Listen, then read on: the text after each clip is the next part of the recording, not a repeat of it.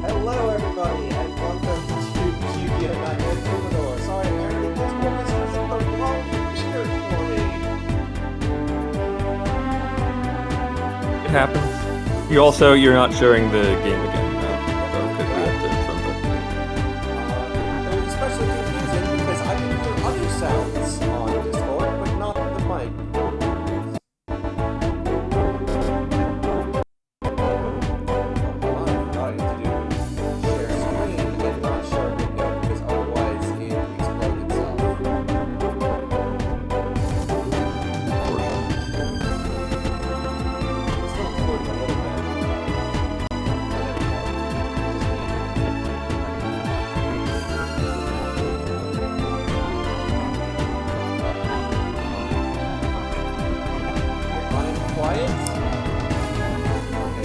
They're not quiet for me, but I would. So that's on whatever. That might also be my settings. It is what it is. Okay.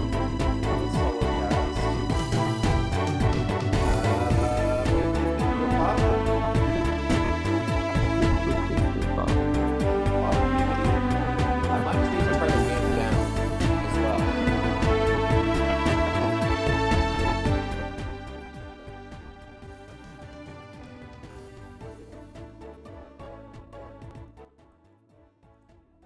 How's that? Are we doing better?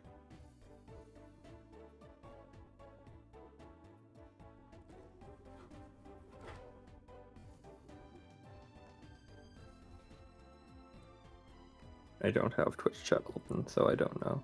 I'm waiting for Professor Walnut to tell me how we are.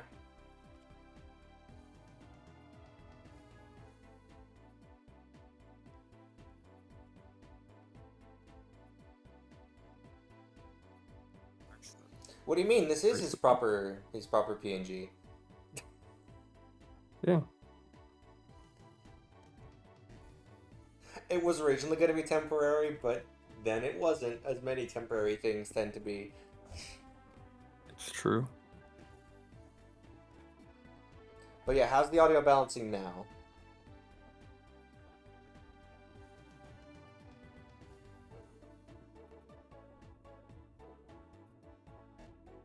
Better, okay. But not perfect. You think it's better. But you're not sure. I made some pretty drastic changes. I would hope that, Okay, well, we'll just go. Alright.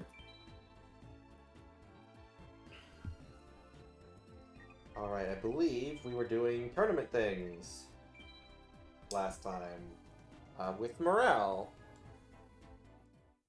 So I can see it's still on Discord says stream paused.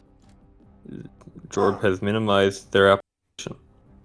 That's odd, considering that it's But supposed clearly, like, if I go over to Twitch, I can see that that's not true. Okay, let me try again, but for some reason I was sharing screen 1, my entire window. Oh. Loading. Stream paused. Oh, Has and the game's minimized their getting very application. angry about it. Oh no!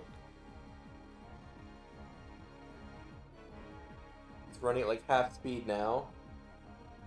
Why did it swap That's the not application? I'm literally ideal. not sharing an application. I'm sharing a window. What are you talking about, Discord? Oh no, I'm gonna restart Discord because I'm looking at the screen share thing and every single application is also blacked out. Ah, okay. So give me a sec.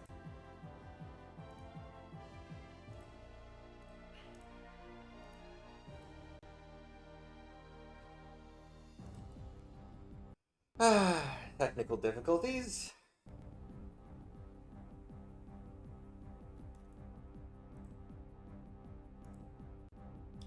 Okay, I'm back in.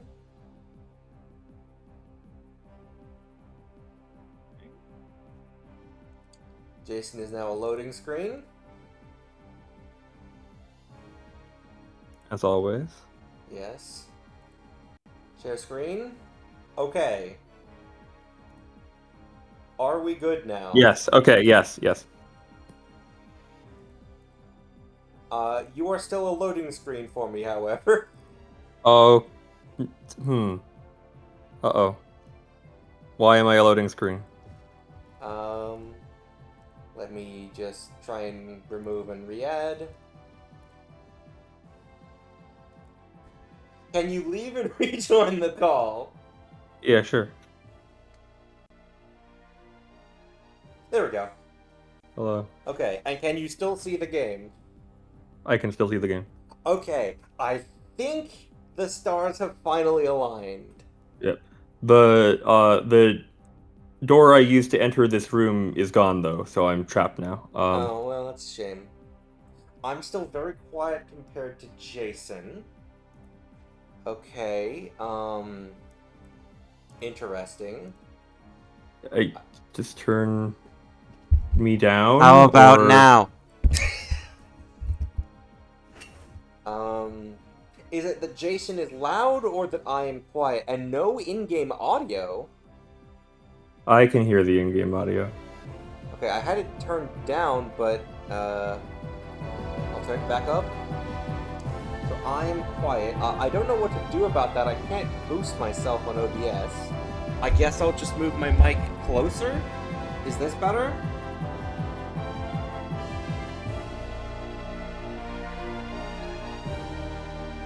Am I a little?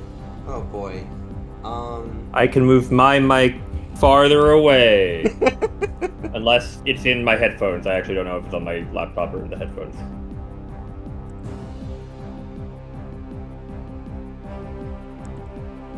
Oh, I can boost my mic audio in OBS. I think. Maybe? Is this working? Is it actually boosting, or is it just lying to me about it? Statistically, the second is more likely, but... Allegedly, my volume is at 150%, but I don't know if that's true. Okay, it's better now. Okay. We'll take that. Alright, just hit my mic, because now it's in the way. I'm skipping through this dialogue, because it all showed up last time. We are dueling a girl talking to a stuffed animal who is also the USA champion.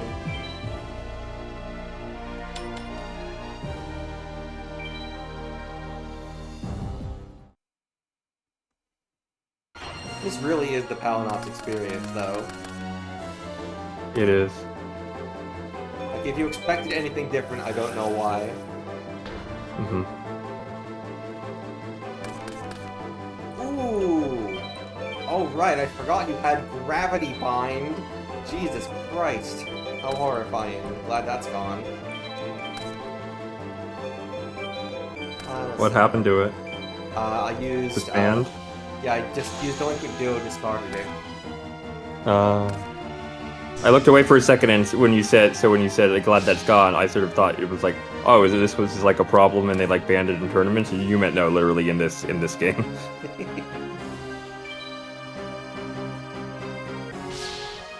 I think it might have been restricted at some point in Yu-Gi-Oh's history. I don't think it is anymore. Partially because a bunch of monsters... I mean, Gravity... You know what Gravity Bind does, right? Or do I need to elaborate? Not off the top of my head. I think Gravity Bind sort of prevents generally remember. Yeah, Gravity Bind prevents monsters level 4 and higher from attacking. Right, okay, yeah. It's not good anymore, partially just because removal like that is much more available, much easier to get rid of. It's a trap card, so it's very slow. And trap cards in general aren't that good anymore in modern Yu-Gi-Oh! And also a bunch of monsters that get played a bunch don't even have levels. So yeah, that's the one I was thinking would be the sort of relevant a big deal change. Also. Yeah.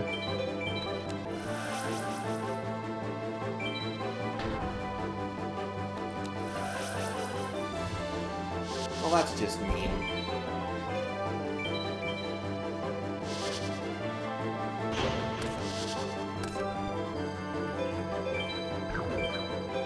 Oh, I paid the cost and I didn't get the effect. That's annoying.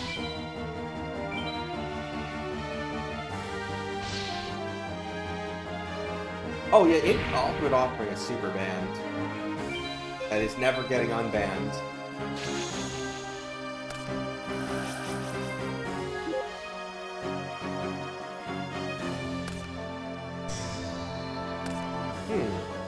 That's curious and suspicious.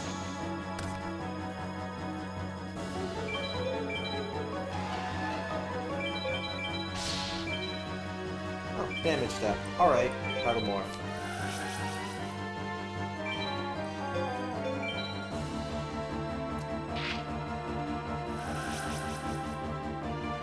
Make my monster grow.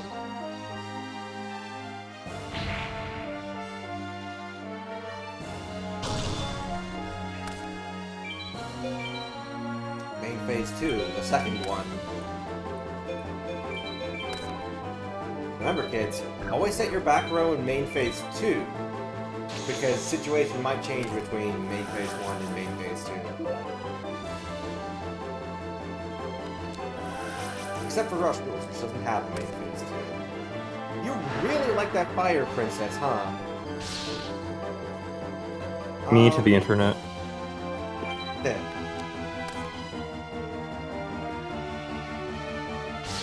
Which Fire Princess are you talking about? I was like thinking back in the day with like Flame Princess from Adventure Time, I guess. I don't know. Like just in general though.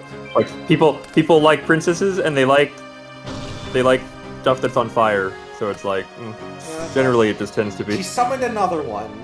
Oh wait, no, it's the same one. It's returned to her hand. That's right. Like, do you not have other monsters, girl? Why do you keep summoning it in attack mode? Isn't it a flip monster? Or am I thinking of... No, I was thinking of Flame Princess. Or no, Fire Sorcerer, that's what I'm thinking. Too many very similar monsters. Okay, listen. There's only so many names in existence. Technically correct. There's a... countably in... Is it good? I assume it would be countably infinite. Sure. Okay, correct? but I specifically if you're in English, right? Like if you're translate, like because I don't even know what the Japanese name for the card is. Sure, right? but assuming there's no limit to how many letters long it can be. That are going to okay. Names that will fit on the card. Okay, now that is definitely a finite number. Even if we make every letter the absolutely ridiculous value of 1 pixel wide, like a barcode, there's still only so much you can fit. And like, I don't know, man. Like, there's times when working on creative text is real fun, and there's times where it's like, this is the game's literally 10,000th. It sets the monster on fire. What do you name it? And it's like, okay, well. I'm thinking. I always come back to this. I think about the in Homestuck, the troll movie titles, where they had their movie industry had existed for much longer than the one on Earth. So it was all just like super long descriptions of the entire plot. It just, the synopsis is the title of the movie now. Yeah. And it's like, I mean, it was funny at the time, but it's funnier now because that's just a lot of anime. Yeah, I mean, that was the whole idea. It's because that was how light novels were. Because they needed to, like, people would not pick them off the shelf to, like, check them out. So they had to have the entire pitch on the spine where the title would be.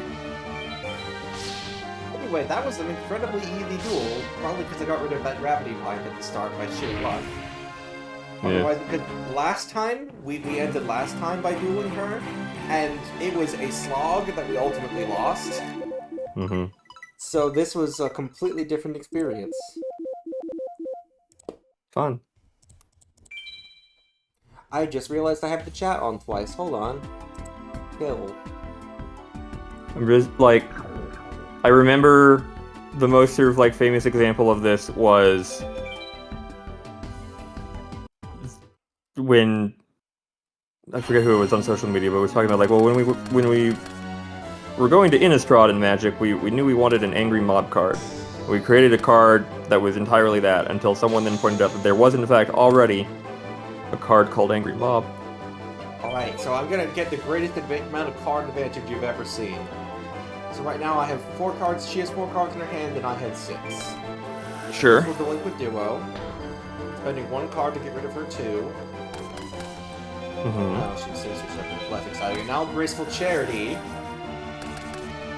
Let's get rid of Blackluster Soldier. And...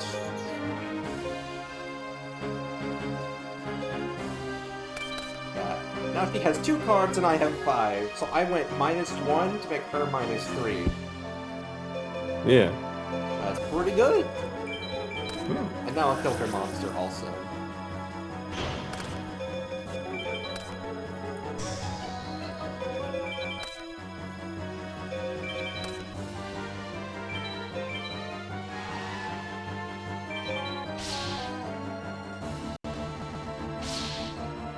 Oh, you got it backwards, Wesley. It was, the frog archetype was Accept Frog the Jam.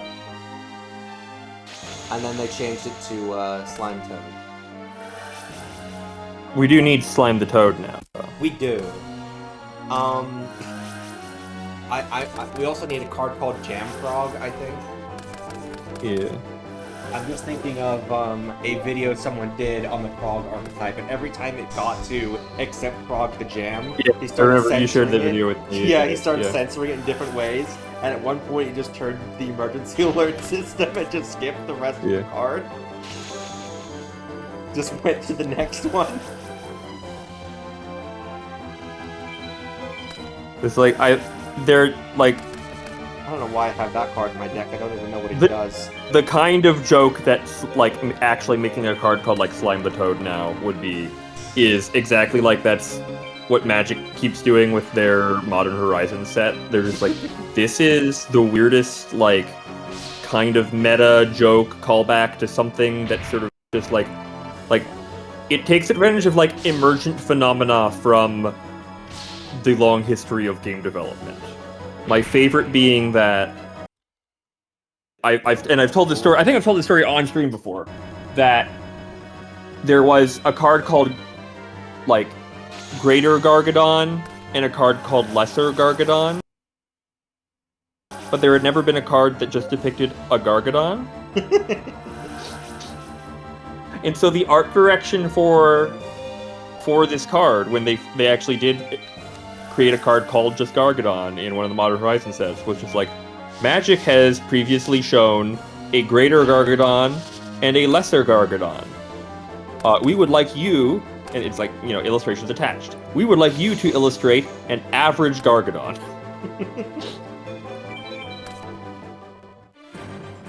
Oh, question from the chat. Does Magic have the equivalent of archetypes like Yu-Gi-Oh has?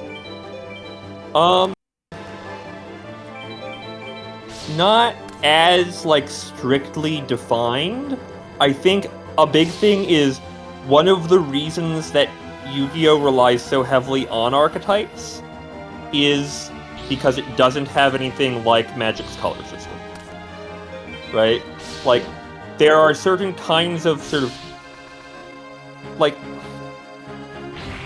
strictly speaking, I think the closest to a stuff would be like there are typal decks that, really focus on specific creature type, like elf or dragon or dinosaur or what have you, right? Like, and you can build those, and each of those will tend to, like, if you build one of those, they tend to have a character to them, and not that is similar to the way that various archetypes in Yu-Gi-Oh! Play differently beyond just caring about a different word in the name or whatever, right? Like, Yeah.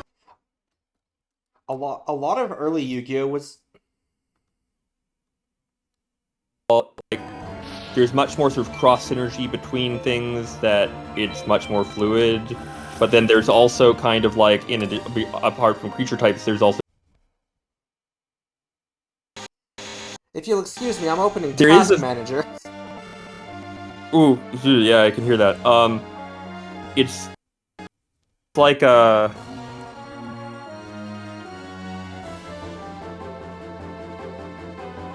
in every set, right? They will actually tend to have 10 archetypes for that set, and each will be a combination of 2 colors, and that for limited play, like drafting, right? It sort of indicates, like, here's the strategy that these 2 colors do in this set. And so when you're drafting, you will often very much sort of wind up looking to be going into one of those kind of pre-designed archetypes. In Constructed, it's just much more broad because you have access to not just one set's cards, right? Like, that's sort of the... Alright, so my computer is at 100% memory usage, entirely because Un- of my un- real DS. unfortunate. And I'm gonna see if there's a way I can throttle that.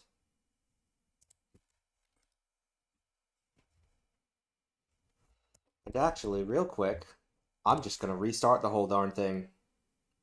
Not a bad choice. Yeah, all right.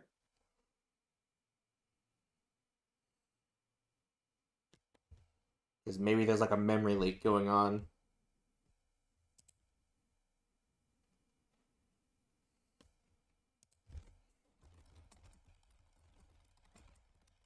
I'll be here.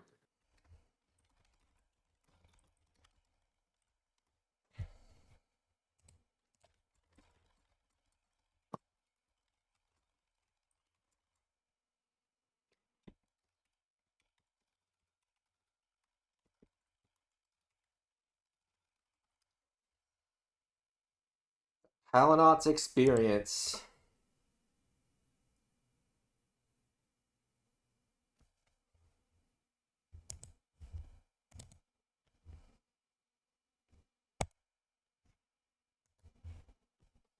Kill. Don't look at my passwords, Jason. I'm not looking at your passwords.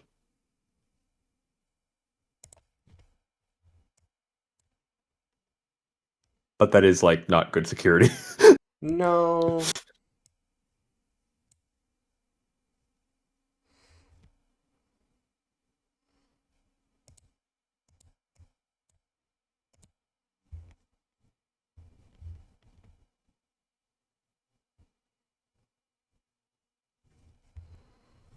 Okay. Recent Rome.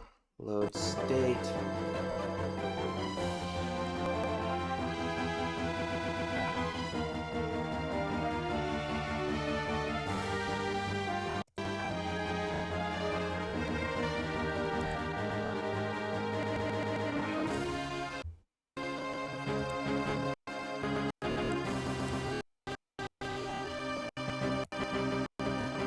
I can't say I love this remix. No, me either.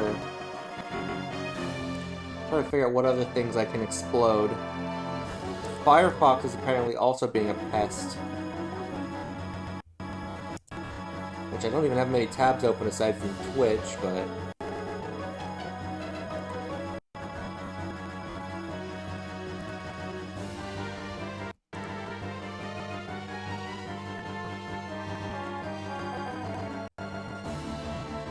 Turn off the player outright.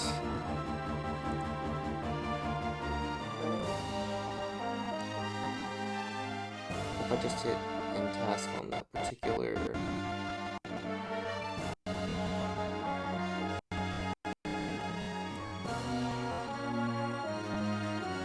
That's Firefox Task Manager, okay? Yes.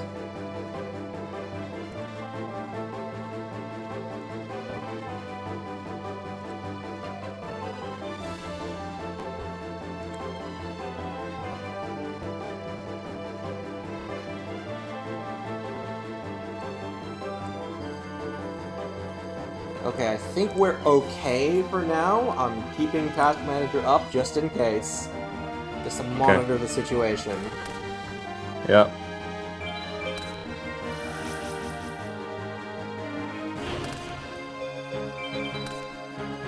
I had the stream preview up at like 180p, and now it is just disabled.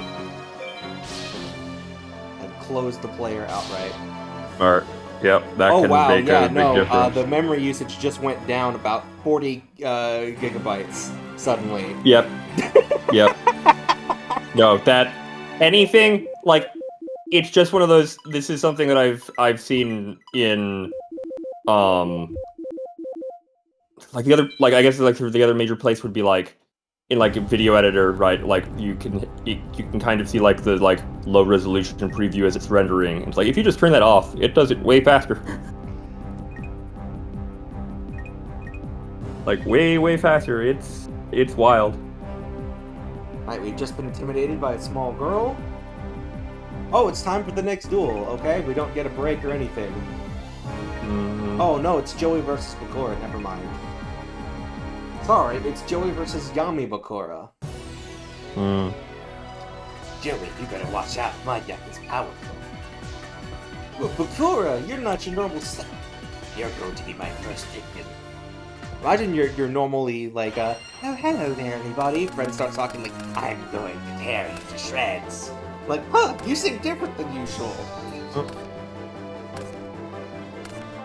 Anyway, you ready for a glorified cutscene? I would contest this is the opposite of glorified. Yami Bakura is literally just his name. He's just, Yami just is Dark Bakura. Yep, yep. He technically, he is, the other name is just the Spirit of the Millennium Ring. Was there not a name given to him? Because they did the whole thing where they actually had like the whole season set back in like ancient Egypt. Yeah, so he is a fragment. He is a fragment of Zork Necrophanes. But also kind of just generally implied to be the dark half of whoever is possessing the ring as well. Like we saw in the Capsule Monster series, there's actually a separate Spirit of the Ring generated from when Alexander the Great had the Millennium Ring. So there's a Yami Alexander, who is a separate entity from Yami Bakura. Sure. Yeah. So I think makes sense. He's basically, I think Yami Bakura is basically part Zork, part Bakura. Yeah. Unclear if Capsule Monsters is... I guess it depends on what canon you're talking about. Is it canon to the manga? No. Is it canon to the anime? Maybe? It was commissioned by 4Kids, I believe, and was released in English Is it first. canon to itself? We'll never know. There's also, I think it's not clear when it takes place either. Look, we had the Richard E. Grant Shulka Doctor show up in a line of the Doctor's regenerations recently on like the main series. Oh, Canon yeah, that was is in the episode of Rogue with Rogue, right? Yeah. Yep. Like canon is and has always been kind of an illusion to begin with. Yeah. Canon is whatever the writers want to be canon at that moment. Yep. And then there's retcons and just I'm thinking about my favorite questionable canon from Dragon Ball. I think is the status of the Supreme Kai. So in Dragon Ball Z, there's a character called the Supreme Kai, and he gets a permanent asterisk fusion with his attendant Kibito to create Kibito Kai. Then, in the not written by Toriyama sequel Dragon Ball GT, Kibito Kai continues to appear. Much later, in Dragon Ball Super, which did have Toriyama's involvement in writing, which was set before GT as a separate continuity, which doesn't treat GT as canon, Kibito Kai appears early on, and then separates himself using the Dragon Balls. Sure. Which means then that his appearance in GT can't be canon. Yeah, except that Super already treated GT as not canon, right? Yes, that's not an issue. It's just further evidence. But there's more. The thing is, there's more. Then recently we got Dragon Ball Daima, which was even more written by Toriyama, and even more canoner, and it follows directly after Z, before Super. And supposedly they're in the same continuity as each other. But at the start of Daima, Kibito Kai has already defused. And not with the Dragon Balls, but with the help of Majin Buu, referencing how in Z, Vegito got split by Majin Buu. And they don't refuse by the end of it. It's not known how they can be refused at the start of Super. Magic. And then that also leads to the question of, well, if they know Blue can defuse them in Super, why wouldn't they just do that instead of using a whole wish on the Dragon Balls? I mean, they also canonized parallel universes, so like, yes, and alternate. Well, they already had alternate timelines ever since Trunks. Yeah. Yeah. So it's like I don't know. Yeah, the thing with parallel universes in Dragon Ball, though, is that it's distinct from alternate timelines. They're just wholly different realities. There's also like 12 of them, and only one of them has Saiyans that don't include a Goku. It seems like dubious metaphysics, but okay.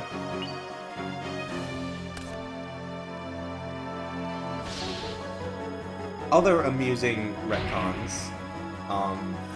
In Dragon Ball, King Piccolo was specifically Demon King Piccolo. Then it turned out he was split being with Kami, the god of Earth. So King Piccolo was his evil half. Then Dragon Ball Z established, oh yeah, Piccolo and Kami are actually aliens. They're Namekians from planet Namek. And then that was the canon for a long time. You may have seen in Dragon Ball Z Abridged. Just, wait, I thought I was a demon. Nope, Slug Man. Oh, I liked it better when I was a demon. But now in Daima... Yeah, and now in Daima, surprise, the Namekians are actually of demonic origin. Yeah, I mean... So they are demons. Something that I think does not make it into a lot of... I guess, like... Dandadan has, like, kind of touched on it some, I guess. But, like... There's actually, like, a lot of... I'm sorry to cut overlap. I'm sorry to cut you off. I just want to acknowledge that Joey lost a card game and is now being taken to the medical center. Yep. Like... Because of how science fiction, like, media is, people often will be like, well, aliens, that's, like, a totally different genre than demons. But, like, if you actually, like, even if you just follow, like, stuff like alien abductions, like, it's generally, like... It's not a rare position to say, like, yeah, the stuff, whatever we were calling demons are the same thing as what we're calling aliens now, and whether they're from another planet or hell or another dimension or what, like, that's all kind of secondary. There's very heavy overlap between, like, alien stuff and anything where you'd be interacting with spirits or demons.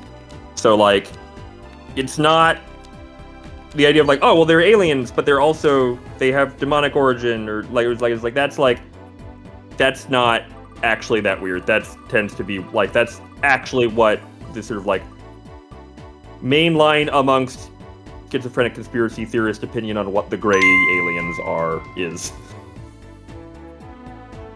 I just think it's funny that actually he was a demon. He was right the whole time. Yeah. He called himself a demon and unknowingly was correct. Yeah, no, I mean, like, I remember, there was also, like, the same thing. I remember in Ben 10, right, there was a thing where there was an arc in Alien Force of, you're like, oh, Gwen, your powers aren't magic, you're actually an anodite, and that's just energy manipulation.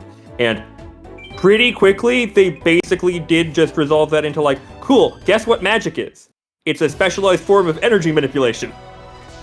This is, like, weird that you tried to, like, actually separate those two out. Of course they're the same, like, it's very... Yeah, I mean, you know, any sufficiently advanced technology, etc. Yeah, yeah.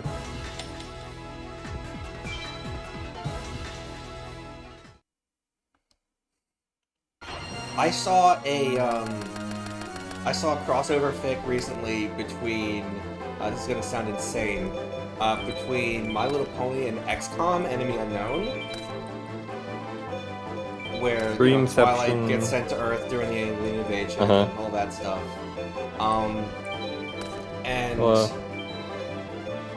Hey! Oh, Streamception on stream? Whoopsie. I thought I turned that off. Thank you.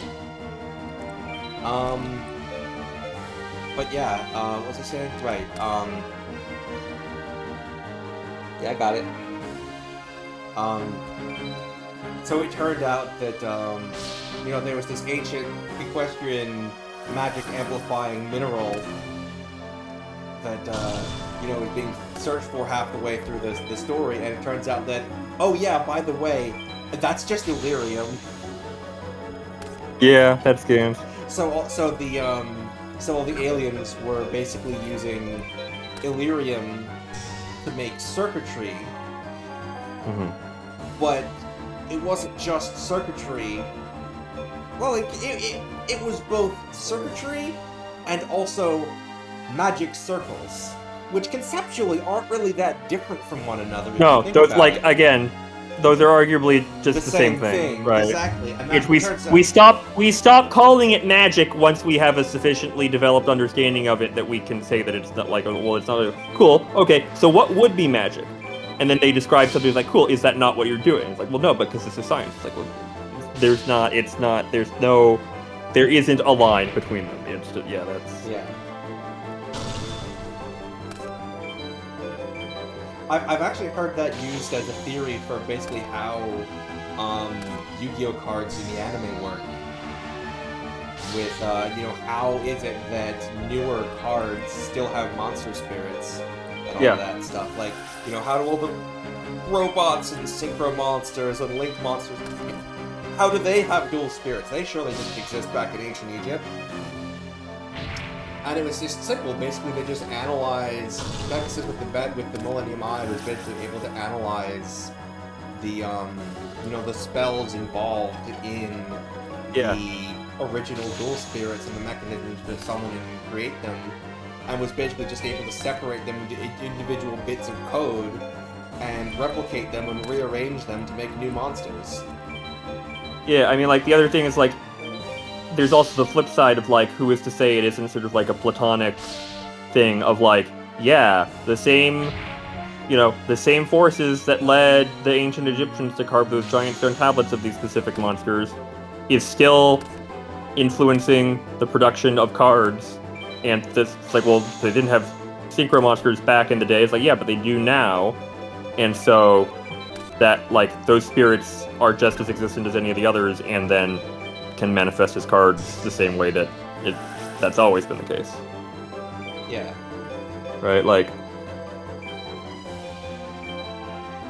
which came first is like sort of like it works either way.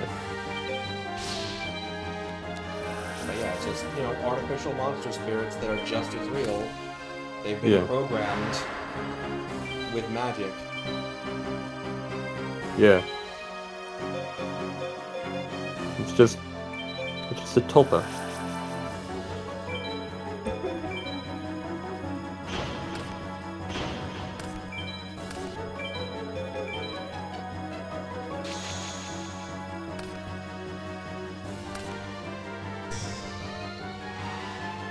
Or I guess a servitor probably more. Well, no, the dual spirits are like fully like conscious, aren't they?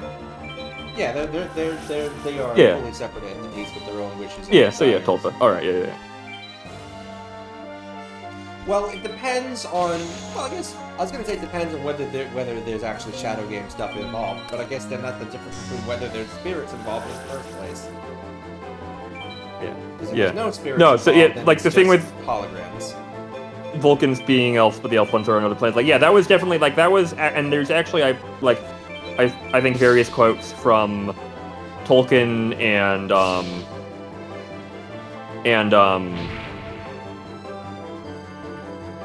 C.S. Lewis and folk where just sort of like we used to talk about these magical lands where the fairies were and everywhere, like they were like across the sea or whatever, but now we've mapped the entire globe, so the only it's only natural that we then sort of like move on to imagine them on other planets. And Lewis had an entire series that was very heavily based on just like Christian mythology, but was essentially like it treated like it was a space travel story, right? Where instead of going through a wardrobe to visit the other worlds, it's like, no, all the other worlds in like our solar system have fantastical life on it, and it's very much sort of like influenced from the same sources that you would have fairy stuff. It's just then like once you get into like stuff like Star Trek, and the aesthetic changes, and suddenly then you kind of like there's a point where you start to get people writing science fiction that are using science fiction as their starting point rather than earlier stuff where it is people who are writing fantasy that is then getting perceived as science fiction simply because they have sort of went on the logical trajectory of how fantasy would go in terms of imagining where other worlds are.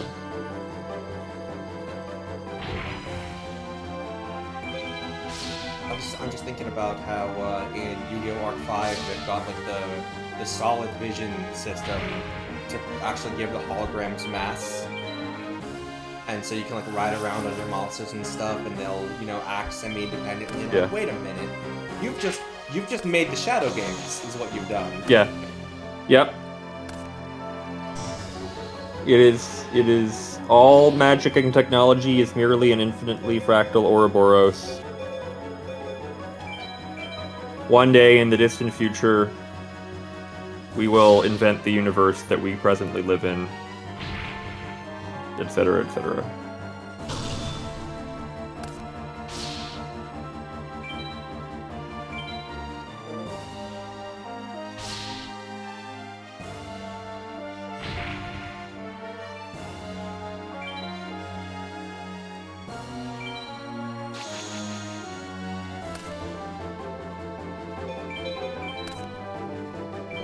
Down.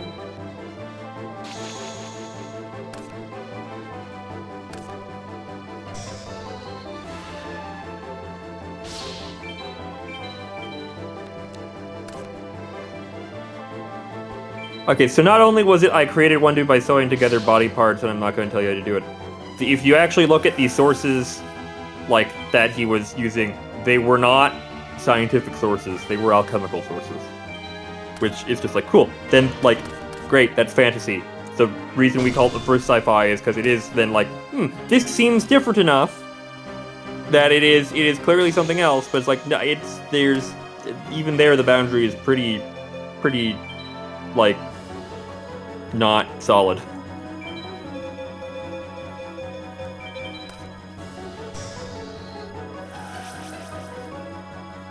more life points. Yay.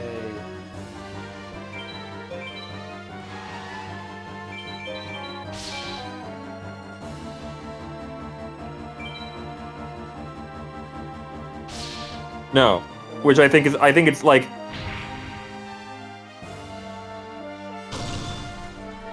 Right, but like, also Star Wars is always the thing that's pointed out is like, well, that's not science fiction, that's science fantasy, and it's just like, I kind of think it's like, we made all these labels up. We can, like, sure, you're right, yes, exactly, good, you've discovered the concept of nuance.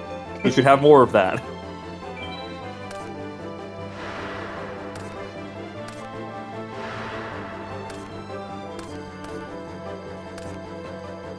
I don't know, man. Star Trek has psychic powers. Right? Like, that's one of those things where it's just like, well, it wasn't until much more recently that psychic powers were decided to be completely fantastical. So it gets to be included in even otherwise not fantastical science fiction. And it's just like, well, also, like, maybe, you know, whatever. It's like... Going for the overkill here. Okay, young Vibora died to some fairies.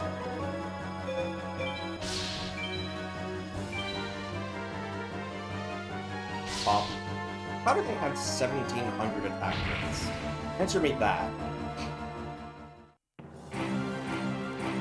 Or like, I don't know, like, it's sort of like, you know, we never think of like, well, in any fantasy story where they cook something, then that's science fiction because they're using real world thermodynamics, right? Like, no, of course that's silly. No, that's just how. No. It's clearly fantasy because they're using alchemy.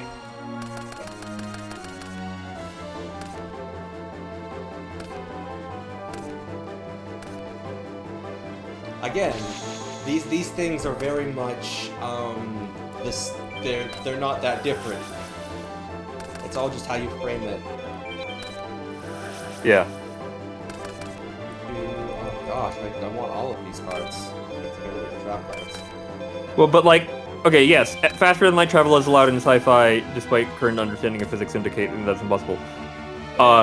First off, our current understanding of physics is not perfect, and I am sincerely confident that if we manage to survive another 2,000 years, absolutely everything that we currently think is like, yes, this is scientifically true, we've discovered this about the universe, will be looked at by future scientists with the same level of, that's ridiculous, how did they ever think that was true, that we look at various, like, early alchemical stuff. Secondly, even then, like, even within our current understanding, it's like, great, okay, so it's not that we're actually moving faster, we're folding space. We know that that is kind of a thing that can happen, or we're going through another dimension where like the spatial distance is actually shorter, or there's like, that's already getting like worked around, like, okay, we can't literally move faster than light, but we can get from point A to point B faster than light traveling in space can, right? Like, that's sort of where that...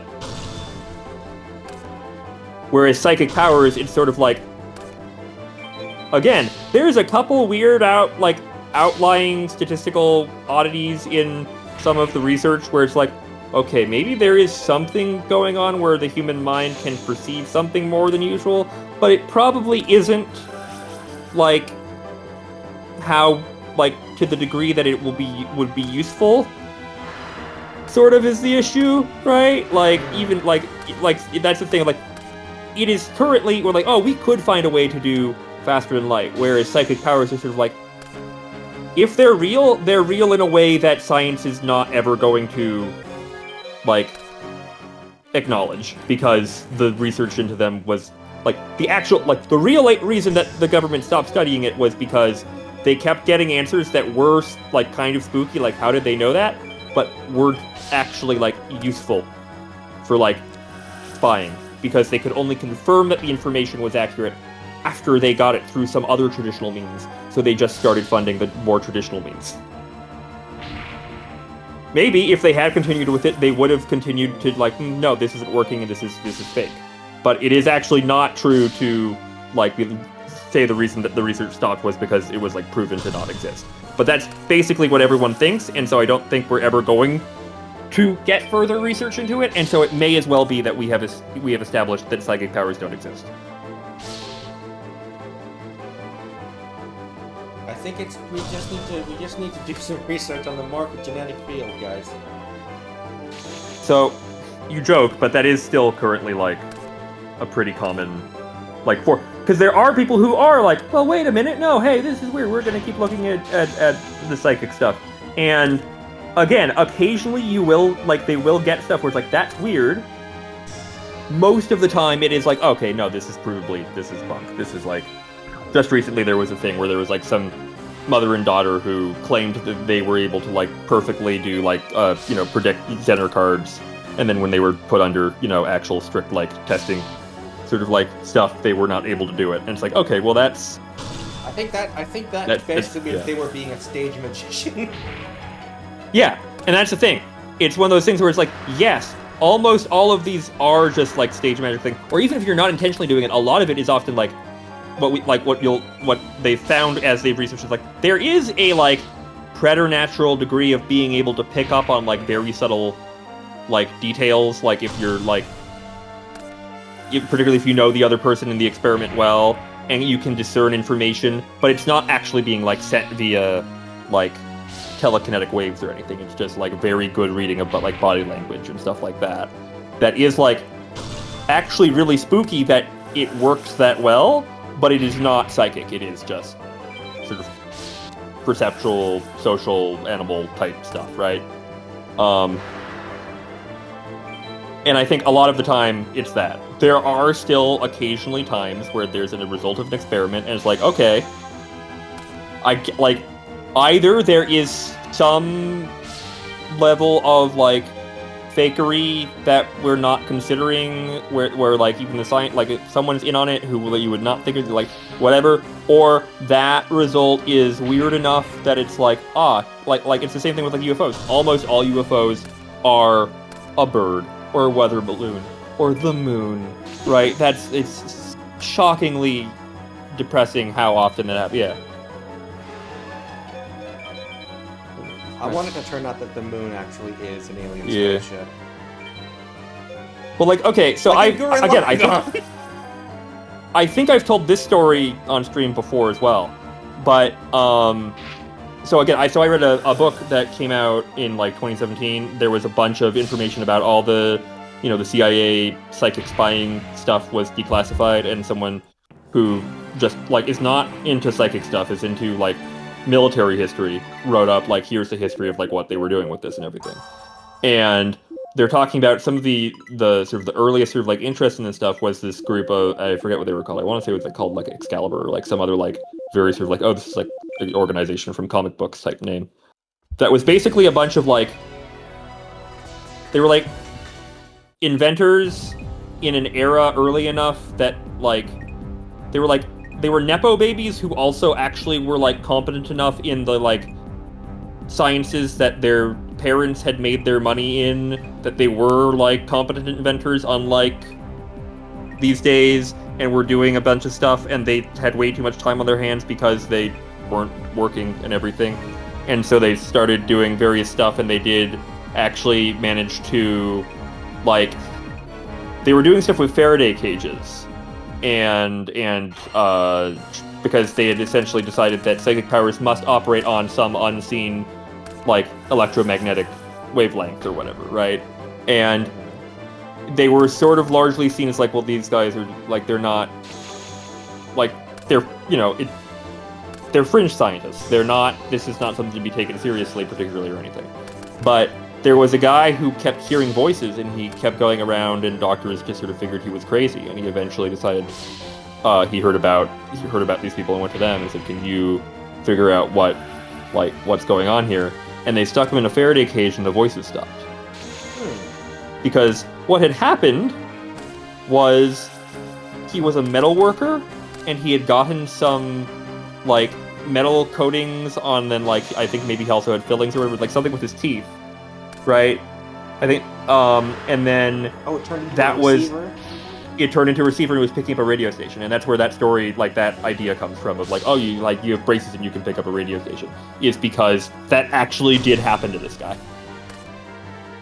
Right? And so it's like, again, everyone else is like, this guy's crazy. He thinks he's hearing voices. That's not a real thing, or that's not, And then these people who were actually the people who were like, no, we think psychic powers are real, were like, hang on, wait a minute. Let's try something. Put him in like, oh, okay, so here's why this happens, and gave the not psychic explanation of how he did turn into a receiver for these things.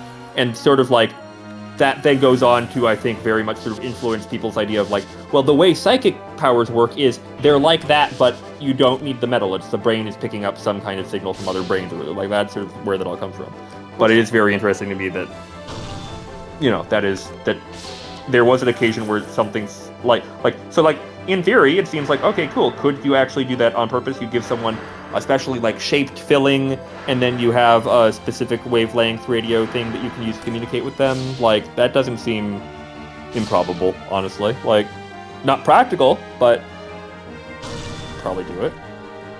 I'm just thinking of, it's like, I mean, how would you even know that the Faraday cage would block out the correct, Well, here's the interesting thing. Most, as far as I know, most of the research has actually shown that it doesn't. It blocks out all the other stuff that we've started pumping into the air, and actually makes it easier to do psychic stuff. Yeah, I'm thinking again to that XCOM MLP crossover. There's Twilight Sparkle's doing her magic stuff, and Dr. Valen is flummoxed because she cannot find any kind of readings from it whatsoever. Yep.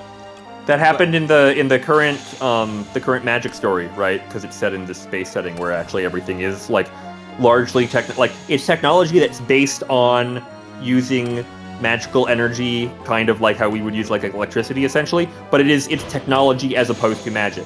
And it's actually there's one guy who's from the normal magic setting that is a wizard who can control metal.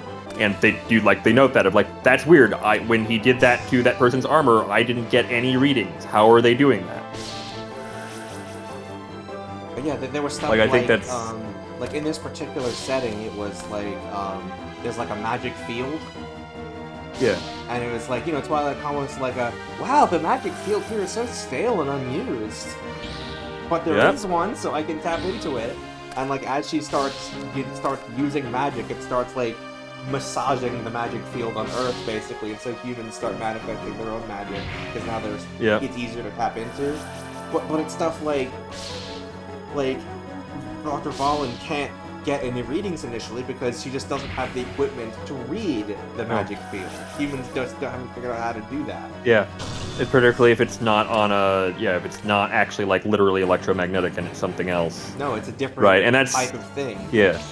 Which is, again, that's not people who do believe in this stuff, that's largely what they're when they talk about there's always this stuff with vibrations, and they're well, you're not actually vibrating, you have to really well, no, because that's not, they're saying that this other thing is how we are talking about light spectrum, and that has it is on a different axis, and then I think it doesn't make them more right, but it is they're okay, there is a degree of you're slightly misunderstanding what how they think that this works, and actually if you think about it, it's well, but we do believe there are probably various forces out there that we can't understand.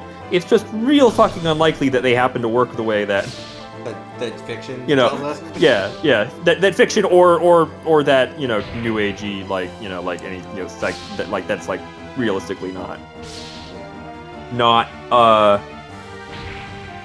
if they're interacting with anything real, they probably don't understand it. Yeah, it's I mean, there's definitely stuff about our universe that is so far beyond our understanding. I don't know if it's that specifically. Yes. I think my personal feeling is, hey, look, it's dark. If there is anything, it's something else, and then because these people are so convinced that it is this other thing, that's how they're again, it's sort of it's almost it's not that the forces are actually doing we have taken a form you are comfortable with type of thing, but that the human brain is I don't understand what's happening right now, I'm gonna decide that it's this thing, right?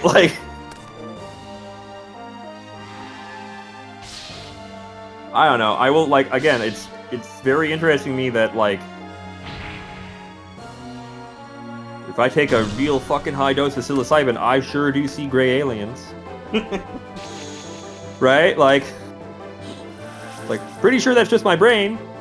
But it's like, okay, if that's like, cool, it's just because something is in someone's brain doesn't actually make it not real, right? Our entire personality is in our brain, right? Like, yeah. I mean, I for stuff like that, I like to say things like, I mean, you know, of course, you know about like, you know, systems and people with DRD and, you know, other kin and all that stuff, and I'm just like, I mean, I have my own subjective experience of reality. Sure, I don't experience any of that stuff. I don't have the knowledge of what that's like. But like, you have your own experiences that are just as real to you as my experiences are to me. So who am I to say that that's wrong? You know you better than I do. Yep, exactly. So when someone tells me like, hey, there's multiple guys in my brain, or I'm a deer or something, I'm like, okay. Sure, yeah. I'll believe that.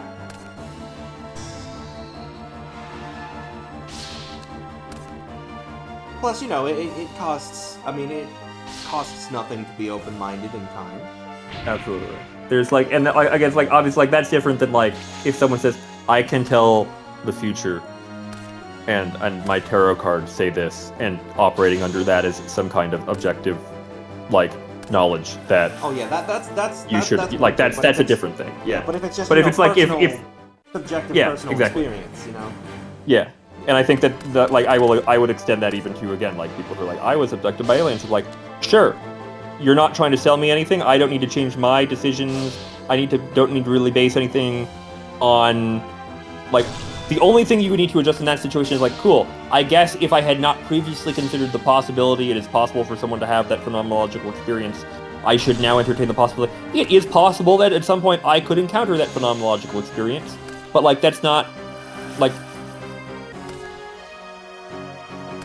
you know, like, I guess my point is, like, empiricism's useful, like, field is when you are actually doing, like, making, like, practical choices interacting with the physical world. When it comes to actual belief or like, even, like, sort of, like, any kind of, like, more experiential stuff, no, whatever you, like, sure, why not? Yeah, absolutely. Yeah, it's like, you know, what you do behind closed doors in your own time is your own business, as long as it's not hurting anybody, right? Yeah. And like particularly with like the you know, plural systems and everything, like there's a, you know, like the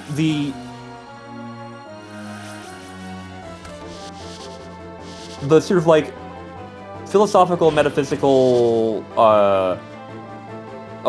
idea that I sort of most liked, although I don't like, which is obviously different than believing in it. I think I'm just sort of too skeptical to ever fully believe in really anything unless it can be kind of proven. Is like just due to my, you know, the time and place of sort of where I was born. Like that's the cultural thing, and I can't get over that. Right? It's like, no, I can't. But like, is the idea of sort of like, you know, pantheism of like, essentially the universe is, you know, we'll say God's headspace. And all things are, like, the universe is a system in the mind of God. That's fun. Right? And that's what, like, we have, like, separate experiences, and that's, like, there's some fundamental psychic substrate on which, you know, we're all part of that same system. That kind of reminds me of, that one short story, The Egg. It's not quite the same, but we've talked. It's very sort of similar stuff. And but yeah, it's like, I mean, like, you're saying, like, you know, treat them like religious beliefs. I mean, they ultimately are religious beliefs. That's like, that's probably the best way to respond to them, because that is even people are like, well, I'm not religious, I'm spiritual. I'm like, okay, but like, that's more an issue of people using words like religious in very specific ways, and like, whereas like, but you're still describing beliefs about the metaphysical nature of reality, of which you are, like, you can't even really say like, well, you have like faith in, because like there are plenty of people who are like, no, this isn't faith, I actually have had this real experience that I've had where this is like a true thing and I don't need to like put faith in it. Like, sure. Okay, but it's still like, it's out there enough that if you haven't, you're gonna be like, I think that's made up. Which is fair. Did that duel need to be 31 turns, by the way? Probably not, no. Like, I cannot stress enough that that was a scripted duel. I mean, admittedly, like, the thing with, like, and I guess it's, like, probably true in sort of more abstract ways for, like, other religious things, like, things with, like, tarot and, to a certain degree, astrology, although astrology, because of how it... Yeah, that's true, but that's also what empirical scientists who, like, don't believe in any of that stuff have faith in, isn't it? Right? This is you can get into a very Descartes, like, how do I know I'm not just a brain in a jar type of, like, stuff from that. Like, yeah, no, that's true. I think that's, but, like, I think it would be much more strange if anyone did not have faith in their memory of a sensory event being accurate. I mean, God knows memory's already imperfect.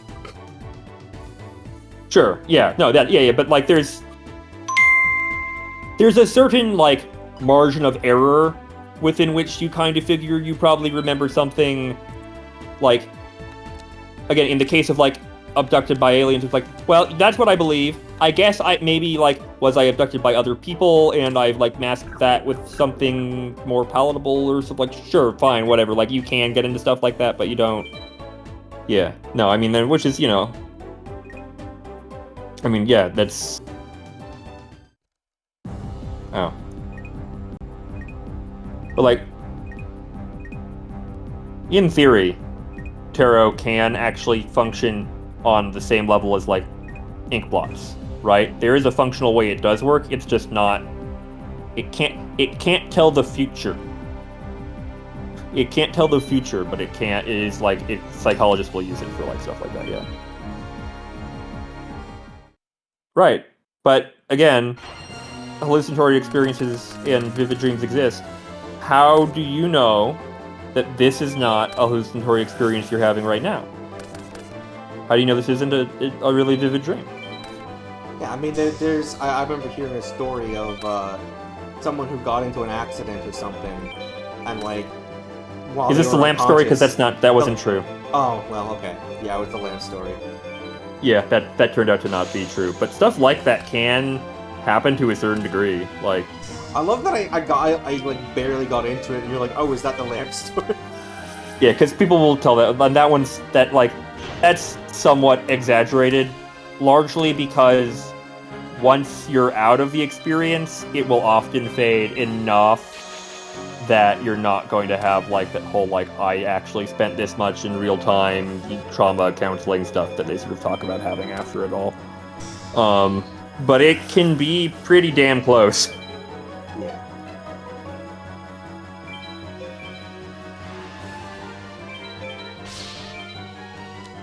No! Mirror farce! My monsters.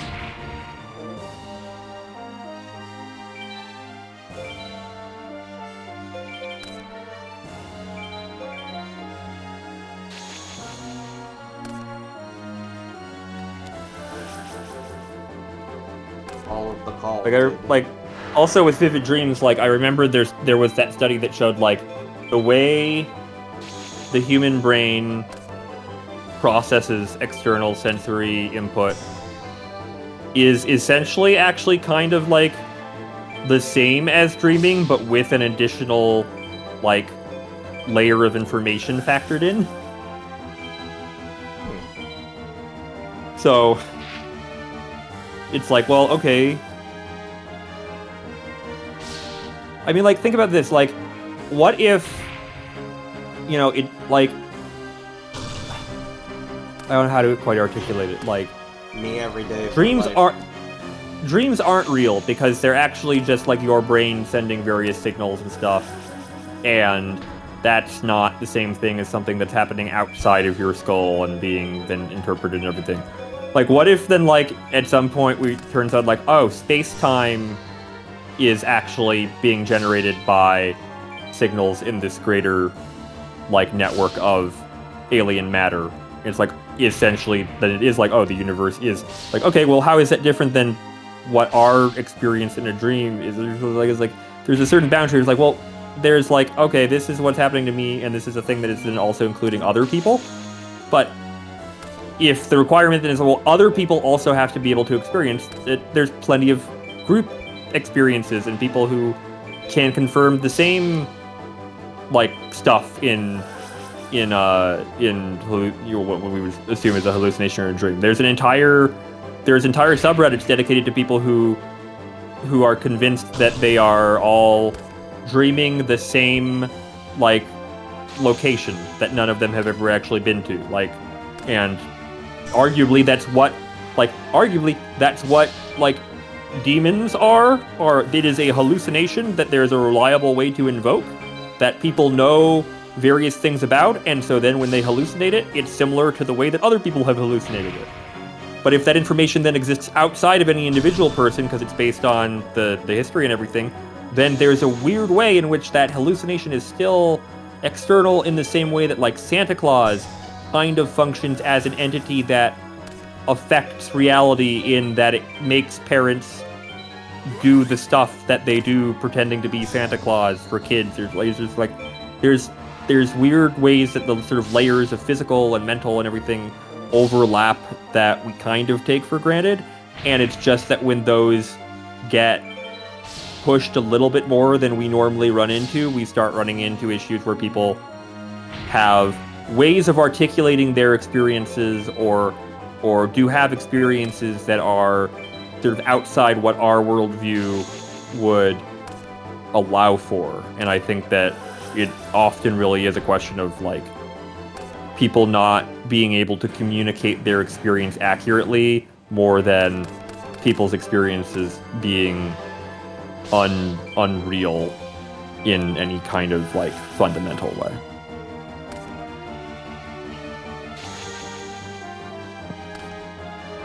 Anyway, I'm beating up Yugi. Died off magician. Died to some little fairies.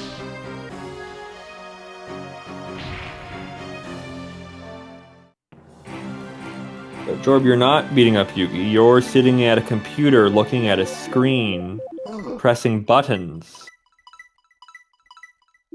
My God. So it's not real. Video games aren't real. They don't exist. They're just little discs. And then your computer hallucinates when you put them into it. And then, like, right? It's just like, nah, it's...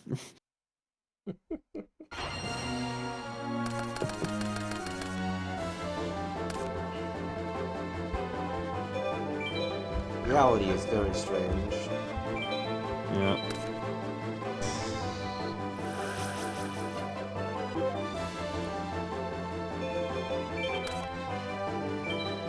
I don't think I need to sword from human life, just one.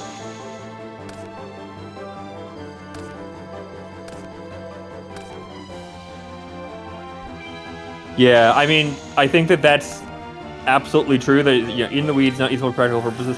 I would contest that there are occasionally moments where you run into stuff where suddenly a philosophical question that seems completely not useful due to some technological advancement will suddenly be like very relevant. There's some argument that is the case with various arguments about the nature of consciousness right now.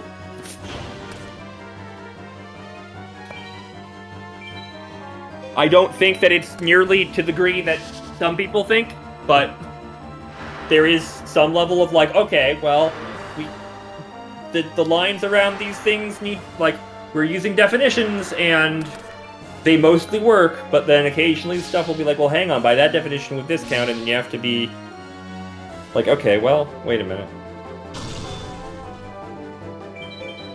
And I think, like, to be clear, I want to make this very clear. I'm not saying, oh, well, it's because AIs are actually conscious, and that's going to make it... No. The issue is, AIs are very demonstrably not conscious.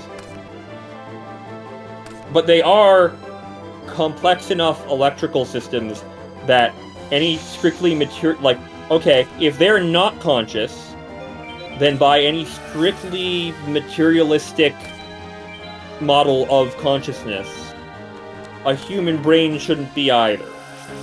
But we obviously are, so if anything, the fact that the AIs aren't conscious should prove that it's like there's something we're missing about the nature of human consciousness, that it's not, that they're not, right? That's sort of like kind of where that kind of thing starts to come up. But again, there's also an argument like we're still not there, this stuff's not actually, it's not as complicated, it's not doing as many computations, it's not doing this or whatever, which are probably true. I think that people on both sides of that tend to either over-exaggerate or underplay what is going on that level. Yeah.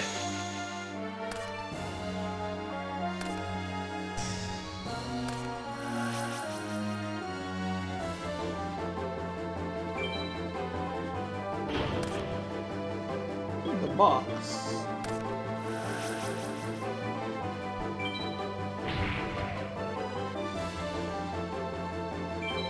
Sorry if I'm not saying too much, I'm kind of locked in on this duel. No, that's fine.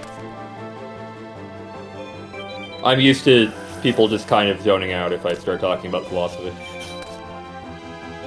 It's like listening to a podcast.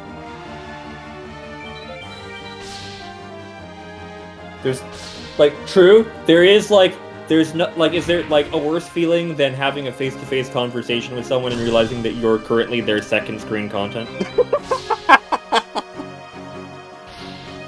God. Someone looking directly at you and not processing a single goddamn word you're saying.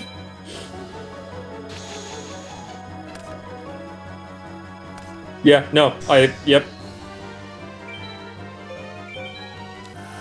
And I think, yeah, stuff with, like the definition of word human, that's obviously, like, yeah, that's particularly used for, like, not in good faith emotional manipulation in many cases. And even if it's not in good faith, even good faith uses of using human as a very emotionally charged word often, I think, can lead to, like, issues.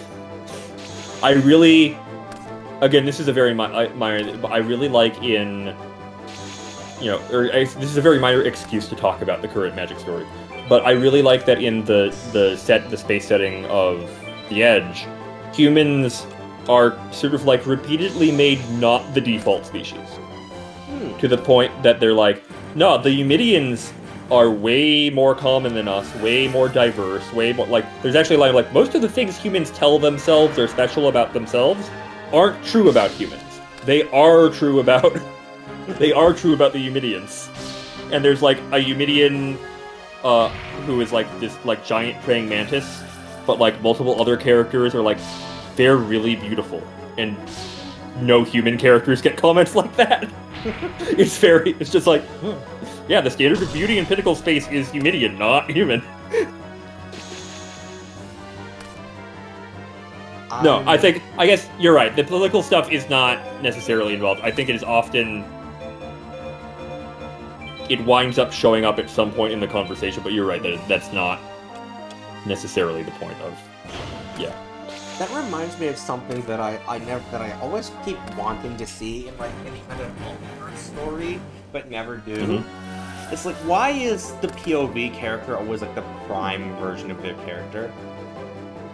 Like, I want a story, like, not counting Miles Morales, but I want to see a story where there's like a character starts meeting their dimensional counterparts, and they discover, oh, I'm a weird variant.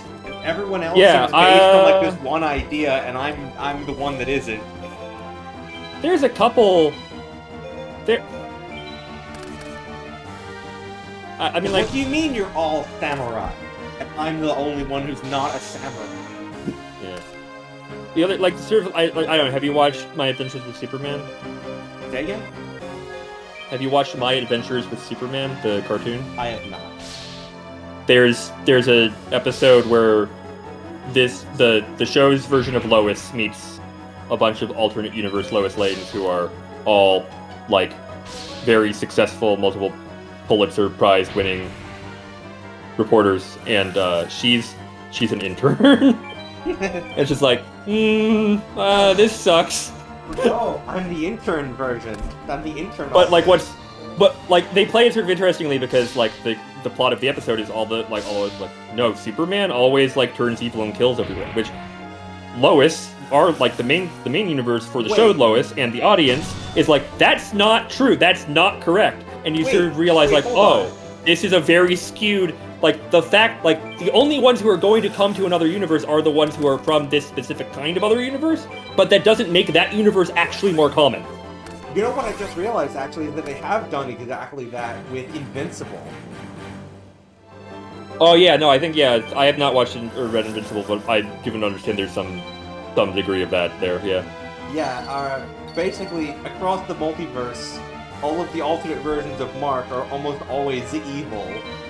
Yeah. And the one we follow is the exception. He's the one good one. Yeah. And the guy who has a bunch of memories of all of the different alternate versions of Invincible can't accept that. Yeah. No, I think so. Which I particularly liked because when My Adventures with Superman did, because the whole show is such a like pointed fuck you to all the writers who have made Superman darker and edgier and like, oh, what if he turned evil? So like, it sort of like comes off as a read of like, this is only a problem that Superman is facing because of sort of the weird sort of metatextual level on which like our universe creates the DC multiverse, and our universe keeps deciding that we want to tell stories about Superman turning evil, and that's stupid and we shouldn't do that. Right? Like, that's actually what, like, why is that the story you want to tell about sort of a modern representation of like he's supposed to be representative of like all the possible good of humanity, and you are choosing to say like, well, but what if actually, like, it just sort of like, it's like, oh, your entire thesis is people are bad deep down, and that's not interesting and bad. Like, that's not a, like, even if that were true, that would not be a useful philosophy to hold, I feel. Right? And it's also, I really liked, I went to see, the new live-action Superman movie just came out, and I really liked that they let him show a certain amount of, like, getting upset and raising his voice and, like, stuff that was, like, very, like, he was very human with his emotion. But he still managed to sort of, like, be a good person, and he never, like he was able to manage it and everything without it being, like, sort of this placid face of, like, no, he's, like, he never gets mad, he's perfectly, like, he always handles things perfectly, which is, like, sort of the overcorrection you can sometimes run into. Yeah. Right? He has a fight with Lois at one point in the movie where he, like, no, he's starting to, like, get kind of upset, and it's, like, interesting because, he manages to sort of, like, cool off, and everybody's like, oh, that's, like, more than we often will see from Superman. Okay, that's interesting. I know you're talking about Lois Lane, but every time my brain just goes, hey, Lois! And I hate it here. And by here, I mean my own brain.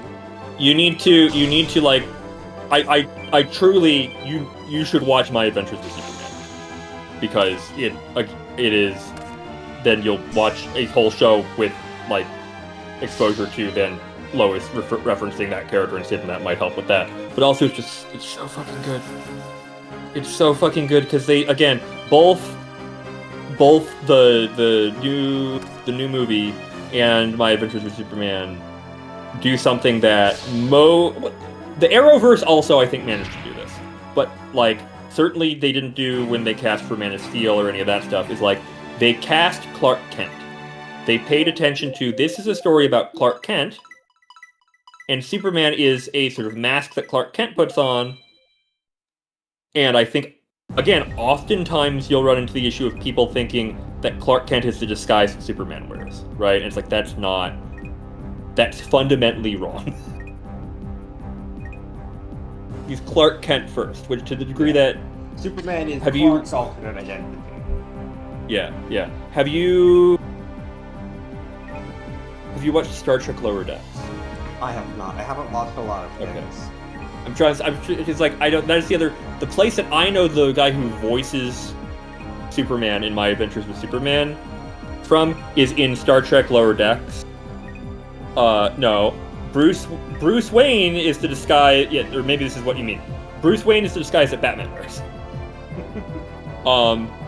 Right. Bruce Wayne died in that alley with his parents, and Batman uses the identity of Bruce Wayne to continue his like crusade against crime. His crime-sade. Yeah.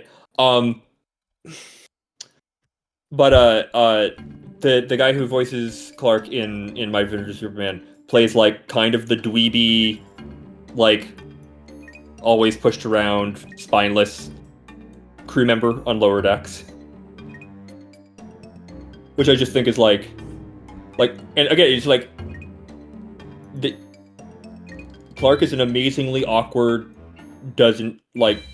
Kind-hearted, but doesn't like actually ever know what to say character in the cartoon. I think they do a phenomenal job with it. Whereas Lois will commit at least 5 felonies for one like headline. A lot of struggle with the controls.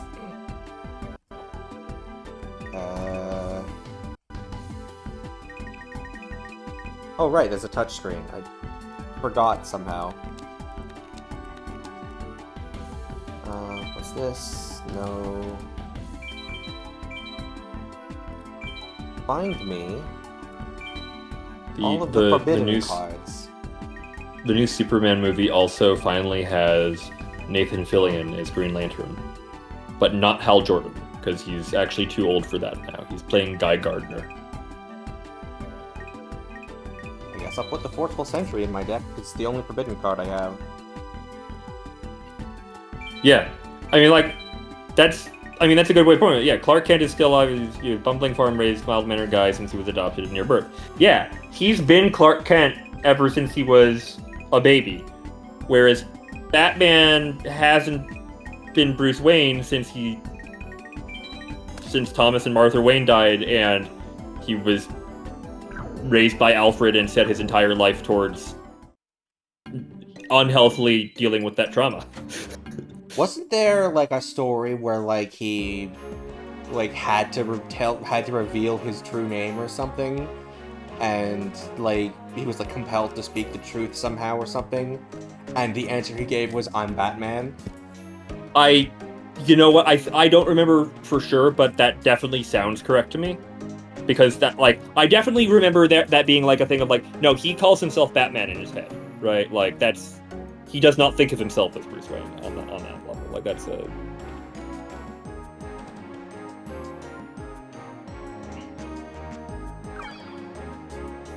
Let's see. Now we need to find Ishizu. Hopefully she is active here already. Then you have Wonder Woman, who just kind of like the line between her super identity and normal identity is like not really existent actually. To just sort of complete that trinity.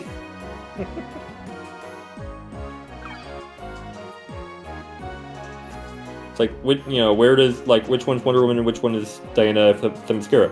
There's literally no difference.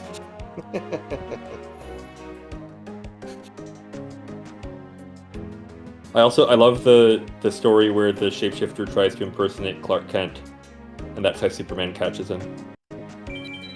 Oh yeah. Right.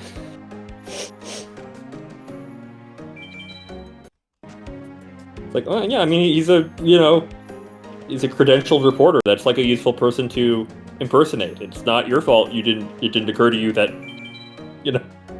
he's also Superman. Skill issue, to be honest. I like that. There's a line in the new movie where Lex is like, we'll be back tomorrow to torture and kill someone else you care about. Maybe that reporter you're always giving interviews to. And you like, for a very brief moment, think like, oh shit, is it Lois? It's like, Clark Kent. It's like, it's someone he doesn't know. Dumbass. How about the time? This isn't quite related, but I'm thinking of the time when you know, Superman disguised himself as Bruce Wayne for a reason, and like someone tries to poison, quote, Bruce, end quote. Yeah. But all it really does is it just makes Superman drunk. Yeah. Start barking. Start barking, yes. I love that so much.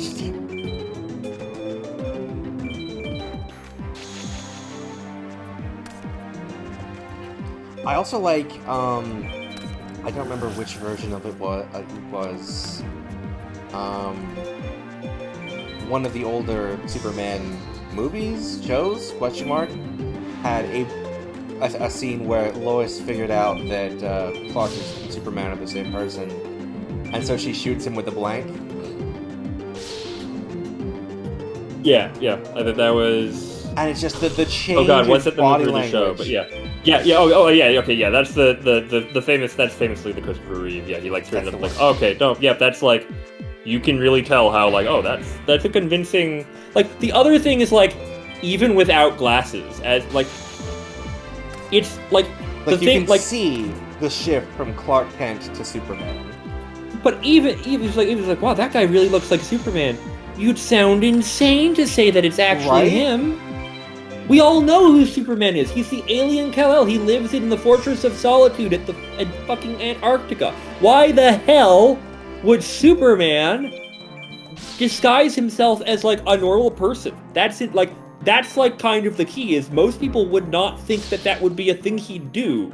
Like unless you already know that he was raised as a human, which is not something that is generally like public knowledge. It's just a weird thing. Like you could like I remember it's on Reddit. Like you could know someone who, like you could like have someone whose uncle looks awful lot like Bill Clinton and never think to be like, hey, is your uncle Bill Clinton? Right? Because that would be a weird thing. Like no, that's insane. Yeah. I now I'm thinking of the other version of that with Bruce Wayne and Batman, but it's the butt smash post. Yeah. Should I pull that up and read it out? What was the... Isn't it like someone who was trying to deduce superheroes, you know, secret identities through the ancient art of gematria would come to some very unusual conclusions, because I think it's like Jimmy Olsen and Wonder Woman have the same numerical value or something.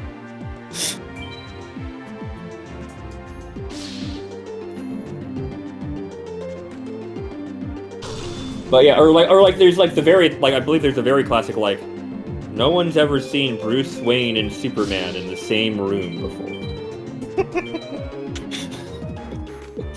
Yeah, okay, I found the post. Bruce Wayne maintains a presence on all conspiracy theory boards with the screen name Bruce Wayne is the Batman, and all his posts have titles like Bruce Wayne is Batman, indisputable proof, and it's just a picture of Bruce Wayne from the back, next to a picture of Batman from behind, and they both have the contours of their butt drawn on in a crappy MS Paint red line. Note, Bruce is in a suit and Batman has a cape, neither of their butts are clearly discernible, and the quote, the butts match, the facts don't lie, and he makes at least 3 of these posts a day, and Bruce Wayne is the Batman becomes a meme a la Ted Cruz's The Zodiac Killer. And he gets asked about it on a talk show when he laughs uproariously at the idea, and Stephen Colbert just happens to have a Batman mask under the desk, and they do a bit together where Bruce Wayne puts on the mask and walks around saying things like, excuse me, bank robbers, perhaps I can offer you some money to stop robbing this bank, and I say, cease and desist your criminal behavior, I'll have my butler ask you to leave.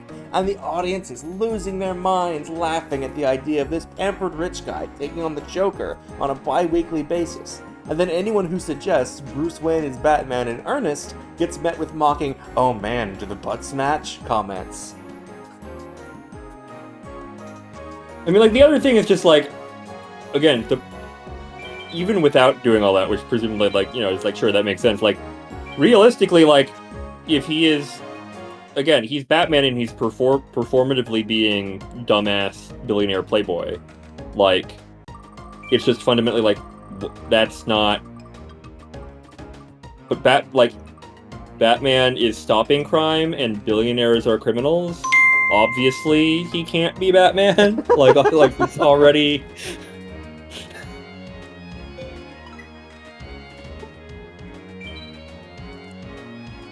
Let up fish.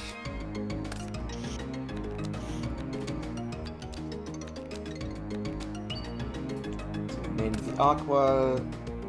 We're an Umi deck. Early Demise. Bad tribute monster. That's so specific. Superman's identity has been revealed like multiple times in comics, but it's never stuck because the universes keep ending. Of course, then they have to reset the status quo.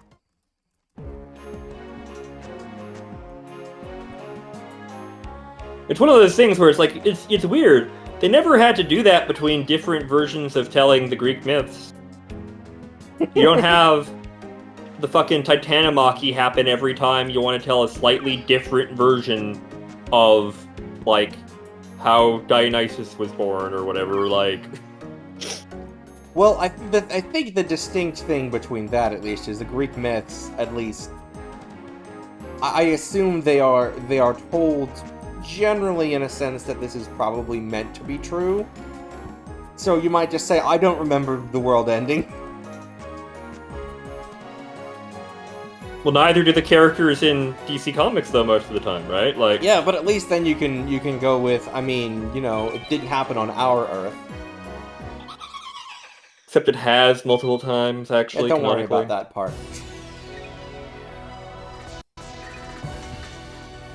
Like, there's no time to rest at the middle of the night. It is sunset, bro. Yeah, that's bedtime. Like, it's still light out. What's your deal?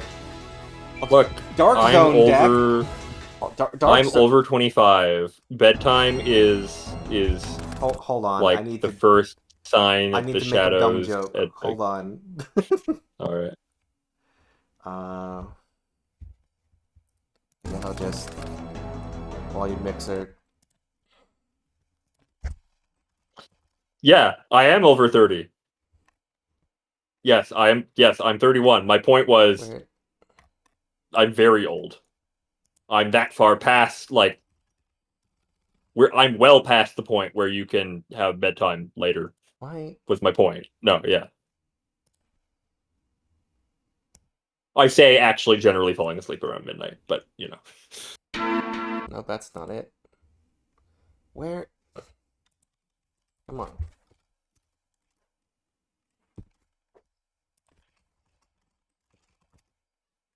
I know the video I'm looking for exists. Where is it? This'll do.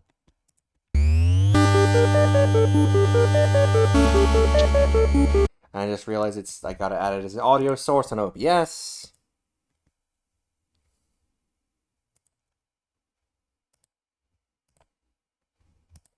Not like that. Sorry, this is such a terrible... I was just gonna play the Dark Zone music from Deltarune. Just because his deck name is the Dark Zone, but it's too much effort and I can't be bothered. Trust me, it would have been really funny. Just imagine.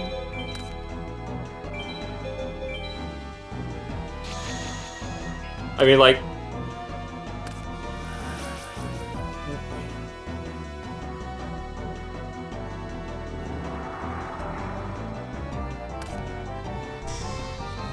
It was taking too long, yeah. I don't have as much specific evidence for it for Greek, but for Egyptian mythology also, like, even when it was just earlier, it was like, they, like, would orally tell multiple different conflicting versions and be like, yeah, those are both true. They're just true in different ways. Metaphorically true. Yeah, I mean, like, and that's sort of the other thing, is, like, as it becomes more, I want to tell a story with this character, as opposed to, like, we are using these characters as symbols of various sort of ideas, then it becomes more of a thing. And that's also how you wind up having someone who is meant to be symbolic of the good in humanity consistently not living up to that, because the writers are like, well, if I had that power, I would be a piece of shit. So clearly this guy, who is supposed to be, like, the best, like they're just lying if they're doing good. Like all the fucking people who write Superman to be like bad are just like their mindset is that of Lex Luthor, right? Like, Bro is actually running Dark Artist. I need to take a moment to just acknowledge this specific part. Dark Artist is a level 3, so no tribute monster, with 600 attack and 1400 defense. Already not very good. But the defense of this monster is cut in half when attacked by light monsters. Why? For what reason? okay, so, but like again, oh God of Humanity, he's an extraterrestrial. Like, yeah, because as we were saying, we tend to use human for a lot of things that aren't actually unique to humans.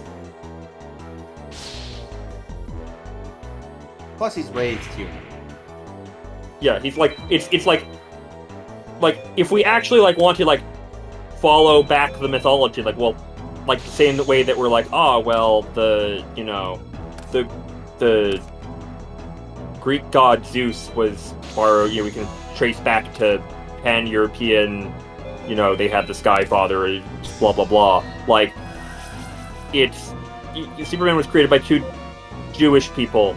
They're very specifically like evoking the story of like Moses being sent down the river when Kal-El, whose name is just Hebrew, right? Like, is sent in the ship to Earth.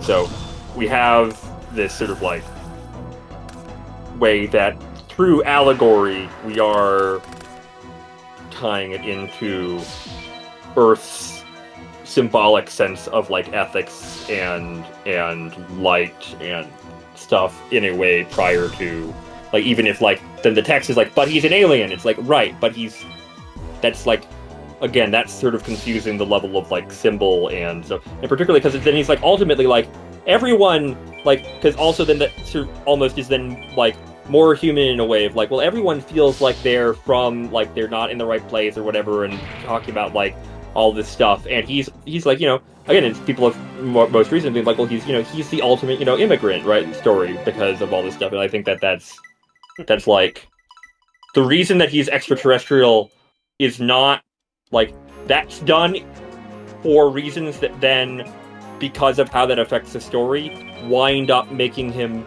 more symbolic of humanity than he can be if he is literally human, right? Like, that is, again, that's sort of that's how symbolism works, is it's not literal. Yeah. Never underestimate people's ability to not get the point, though. It's true.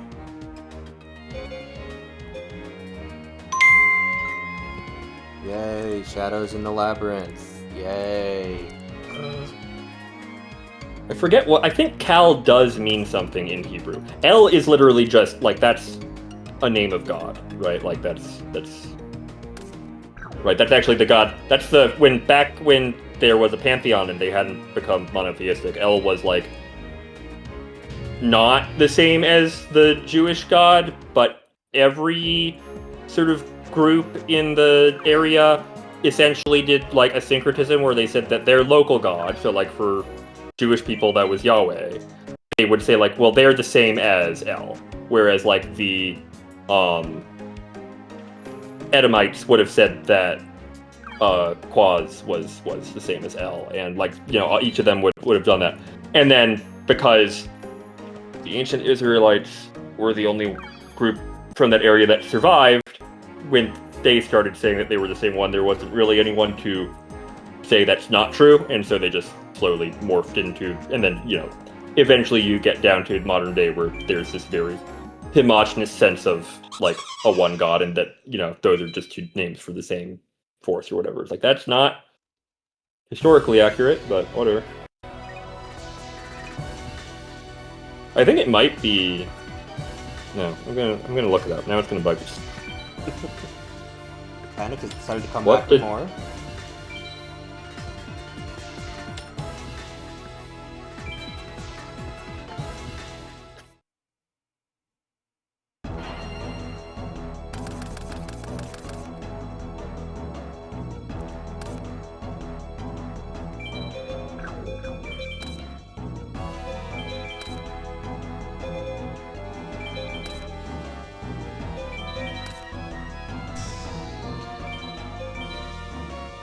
I guess apparently El can also mean child in Hebrew, and so I think there's a couple different reads of it, but I think the literal translation for Kal-El in Hebrew is actually star child.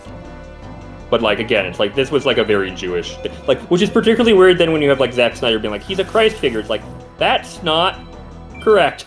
Wrong. Oh no, I knew you were not using the him being extraterrestrial as like a serious argument. I just also like figured I would take the opportunity to sort of like then speak to sort of like how that is actually like sort of useful for it. But I was not like, yeah, no, you're right. Obviously, that's.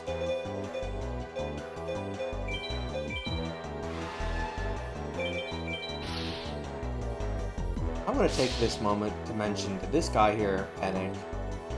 There's a version of the English anime where, for some reason, his duel with Yugi is, which was normally multiple episodes, I think, is instead condensed to a single AMV?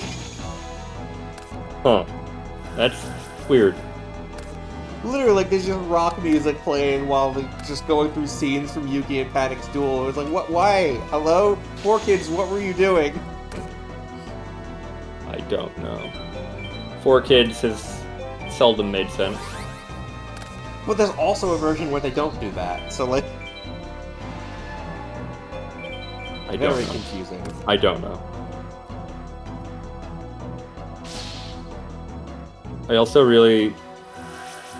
Just the one other fun detail with the, again, like the Jewish origins of Superman thing is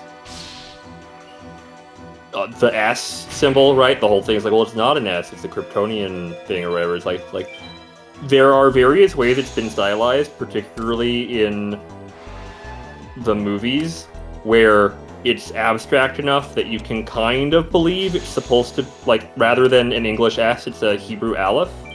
And what I really like is there's at least one instance where then, I think to their credit, I think even Man of Steel actually did this, where then the like symbol for like Zod's like family crest is like a Zayin would be the first letter in Zod, like how Aleph would be the first letter in L, like Kal-El.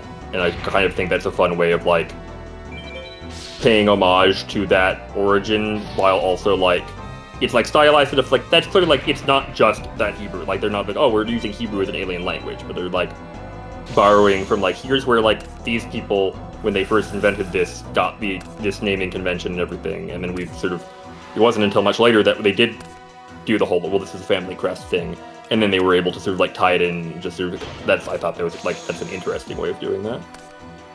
It's totally an S though. It is totally an S. Although I do feel like a couple of the more modern ones have like actually went out of their way to be like, we do need to make this a little bit more abstract so that it can believably also be a like alien symbol of some kind. But it's still like a human is like, particularly an English reading human is going to look at it and be like, that is an S. That is definitely an S. That's like, this is on the level of like, I mean, I assume at least in the original version of Superman. Yeah, no, modern Hebrew is also, that's true. It's they sort of had to rebuild it, and there's various, yeah. I just. I know some people are talking about doing the same thing with like Proto-Indo-European. I think that'd be cool if we actually managed to like bring that back as a language somehow. Hopefully not for any, imperial colonial reasons like Hebrew was. Anyway, Anyway, yeah, I just imagined that, like, the very first version of Superman, before they started giving him more backstory, like, I assume he wouldn't have known about any Kryptonian symbols? No. And again, it was an S. I believe the first time it was changed was the guy playing Jor-El in, like, the first live-action movie, like, made the suggestion that it be like a family crest or something, and then that's where like that it started being like a Kryptonian symbol. It was just an S for most of the or all the history before that. That's despair. That's interesting. But it is very funny to me that it has now become like there's the social media post of the like alien. My voice cannot be like my name is in frequencies impossible for humans to perceive. Human, no, please try. It's important to me. Bart Simpson. No, we have that name here too.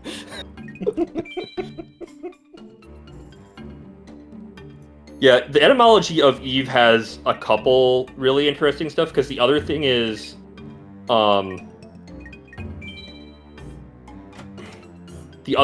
that there's a lot of wordplay in the Bible that, like, does not get carried over. Yeah. Adam is the word for dust and humanity. And then, only after those two primary definitions would you think of it as a specific man's name. Which is, like, again, we were like, oh yeah, Adam is the guy, and Eve is, it's like, Adam was a gender-neutral term for humanity. It's actually, like, not until later that then we're specifying, and then Eve is separated. Like, there's all this stuff where, like, even that fundamental idea is, like, that's not strictly what is being said in the original here, right? Like, it's very interesting. There's also, I forget what it is, there's, like, something where, like, there's an etymological, like, it is definitely, like, Eve's name somehow has some weird connection to also, like, both the word for, like, life, but or like life breath, but also for serpent. Like, there's a weird, like, it's not super clear if it's a pun, but you can look at it and be like, it's possible there is meant to be some additional, like, connection between Eve and the serpent beyond, well, she's the one who was tempted by it, like, in some way, particularly if we go to some older versions of the myth from various, like, Sumerian stuff, or not Sumerian, I forget where, but, like, there's stuff where it's, like, it's very interesting how you can kind of trace, like, oh, well, here's where this idea came from, and how it was clearly changed at this point, and then how it was and all this is, I'm very fascinated by all of that stuff.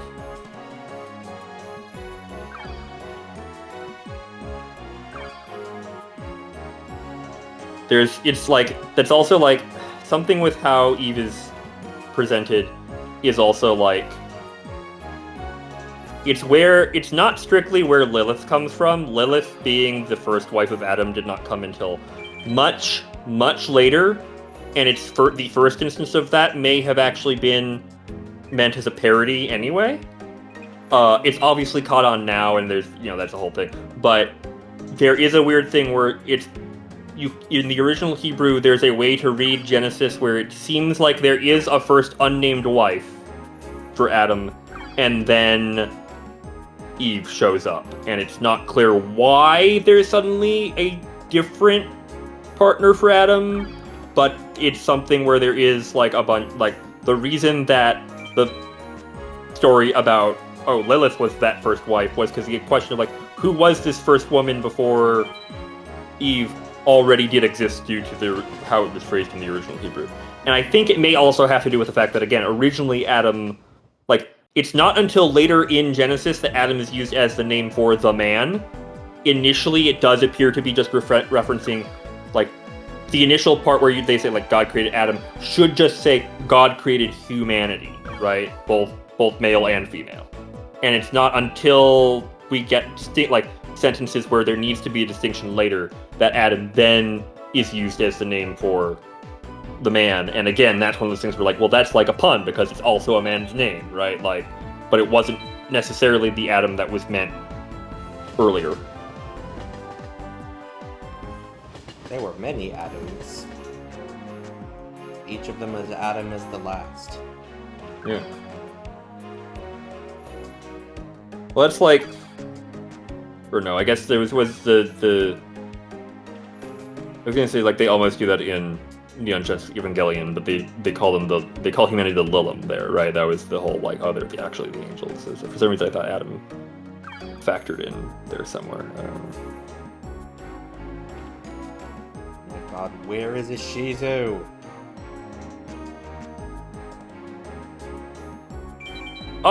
Lilith came pretty far after we would have gotten the concept of non-canon, actually.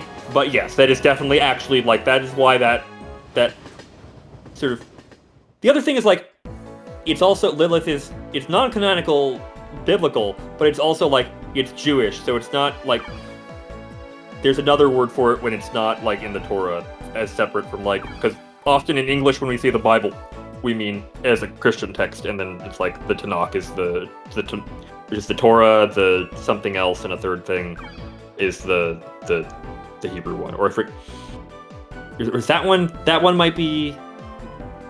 I forget. As soon as I said it, I'm like, oh, is that like offensive somehow? I think it's not offensive, but there is a way that some people will sometimes use it on. But yeah, there's like that's like Bible calls to mind Christian text as opposed to various terms that can be. Yeah.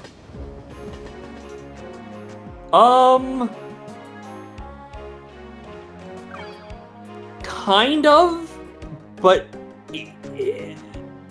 like Lilith is a really weird case where if you want to talk about Lilith as a cohesive like entity across different tellings and not people keep using this name for different things. Yeah, like through demonology. And again, there's a thing where in the Middle Ages, Christians literally, they basically just stole a bunch of stuff from Jewish people, right? Like, they were, like, accused Jews of hiding secrets and took all the Kabbalistic stuff and all that stuff and incorporated it into their own stuff. But if you, Lilith is interesting because there is a night demon in Sumerian mythology with that name, or a name very similar, but written in like Lilitu or whatever, right? But it's clearly like it is etymologically it certainly is connected to then the use of Lilith for these other purposes later. And it was not even a single night demon; it was like a class of demons. And then at some point, Lilith as a specific demon became a thing, and then there's like a couple other iterations, and then specifically Lilith was the demon responsible for when babies die in the crib, right? And that sort of then I think got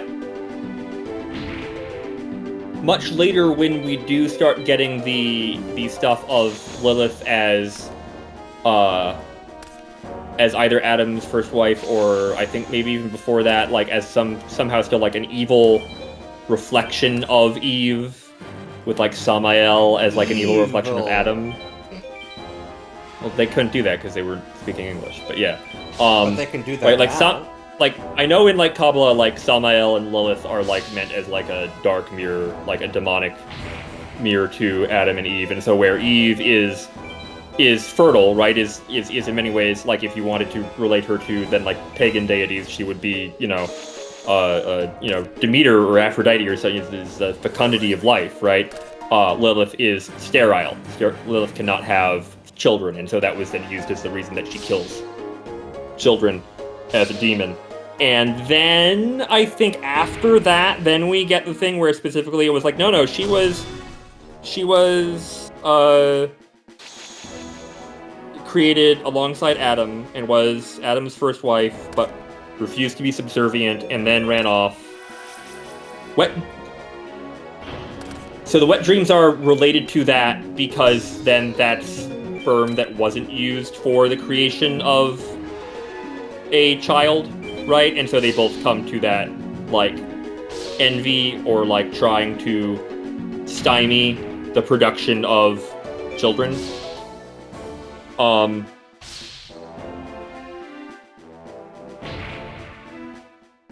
And so then and once you get to that point, then it becomes a little weird. Like, okay, so then if she wasn't like inherently a sterile force, but then went and deliberately chose to leave Adam, so then her being the demon that kills children is weird. The wet dreams actually almost still kind of works. Like, that makes sense in a weird way. If she's like the exiled wife to man, that then men would still like that. I don't know, but like, it's one of those things where, again, because these are being told by various different groups over literally, at least a millennia, if not 2 millennia more, right? Like, they have very different ideas about taboos and ethics and all this stuff, so you wind up getting increasingly kind of stuff with it. Many people in modern days have a much more positive read on Lilith, because to our modern sort of understanding, that story of, well, she left because she refused to be subservient to Adam is like, yeah, that's right. Yeah, Lilith, the first feminist. Great job, right? Like, and so that... No one ever talks about the second feminist.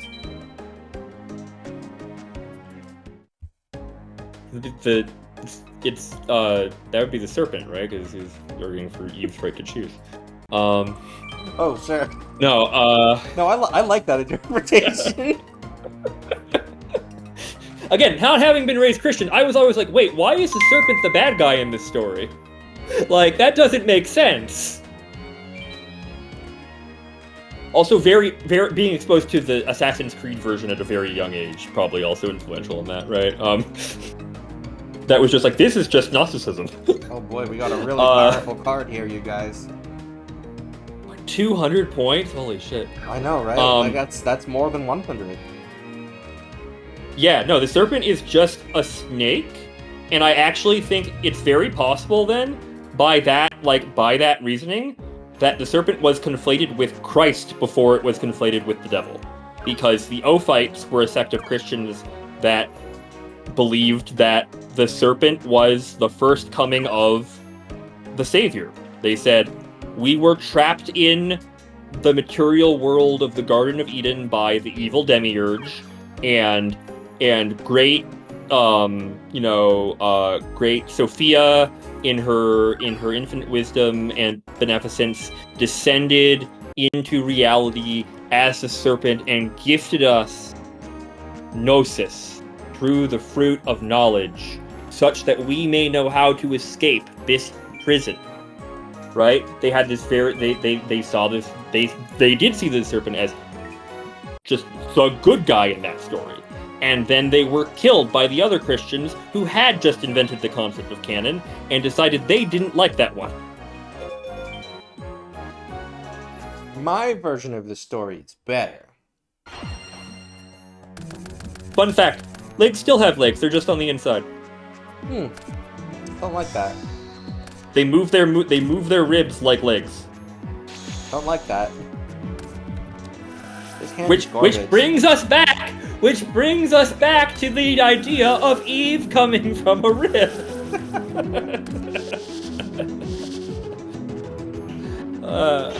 I'm just gonna restart this duel. I don't like it. Well, like, it's particularly interesting because, like, even in Jewish texts, like, in most places, the serpent is representative of wisdom, right? Like, is it Moses has a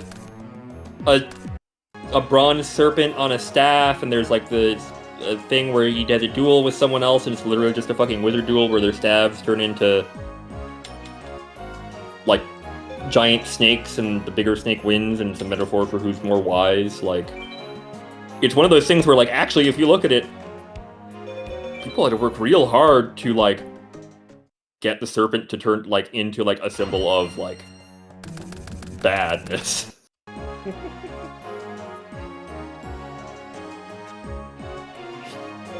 And then, so then, on top of all of that stuff with Lilith being all those various sort of different versions of, like,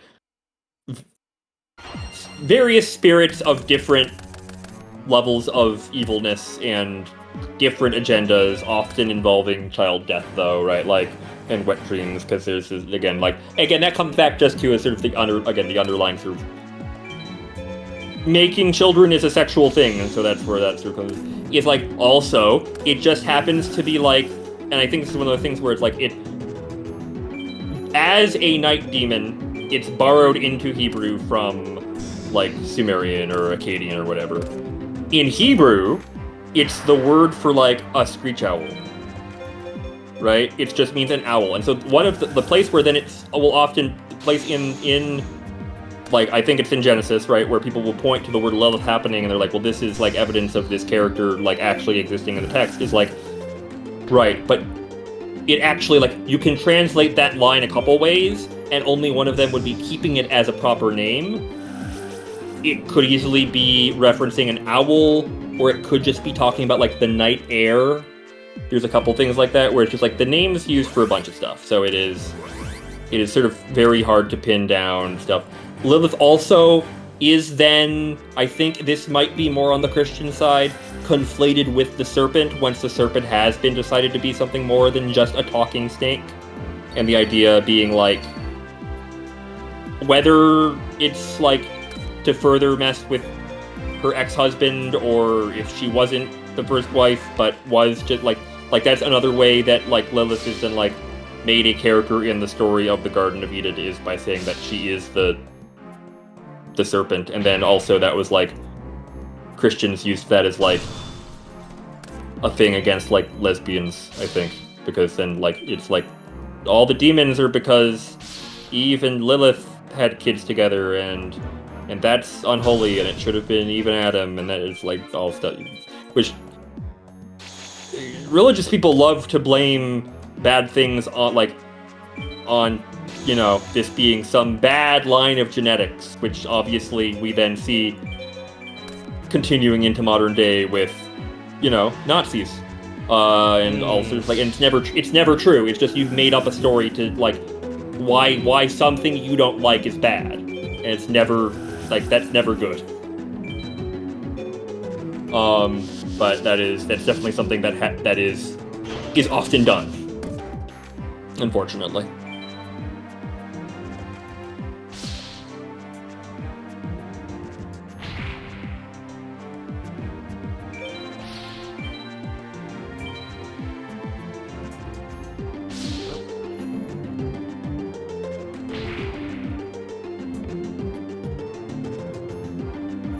Sorry about that, I had to kill someone.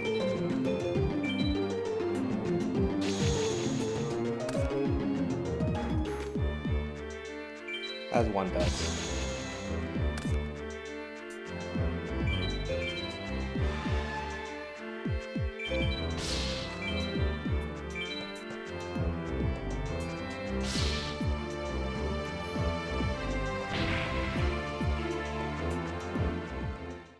The other thing with like names and translation stuff that I still think is fun is like the idea of the devil being like Lucifer Morningstar is entirely because when they translated the Bible into Greek, they didn't like the best word they could think of for translating the phrase in Hebrew was Lucifer, but Lucifer in Greek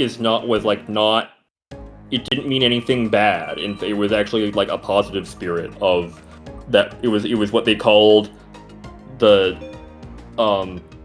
light in the sky that we now know is the planet Venus whenever it appeared in the morning, right? And there was like a big sort of philosophical thing at the time of sort of doing the math to realize that the morning star and the evening star, right, are actually the same light. And that was like their like big like, it's like the kind of thing that like someone would like hear someone saying like, oh, we figured out these things, and then they would, you know, get high and think it's like the most meaningful thing in the world, right? Like, and like there is like you know, if you want to look at it like symbolically, like no, there's like a lot of like, it's very much sort of in the same vein as like, you know, as above so below. It's like that's like a very sort of like general thing that is true in enough ways that even if it is not a fundamental truth of reality, is like it's very sort of fruitful to sort of like think about, and you sort of like can like come to like interesting, if not useful, realizations through. Like, but it is just like, oh yeah, no, that's like in and of itself, it's not actually that remarkable of a thing. It's just like, oh yeah, turns out those are the same thing. It's the same thing with, because, right, Mercury can also appear either in the morning or evening, and they also initially thought that was like two separate entities, and they eventually realized that they were not. I believe before Apollo got solidly slotted into the role of, like, sun deity, right? Because that was a very late addition. Oh no. I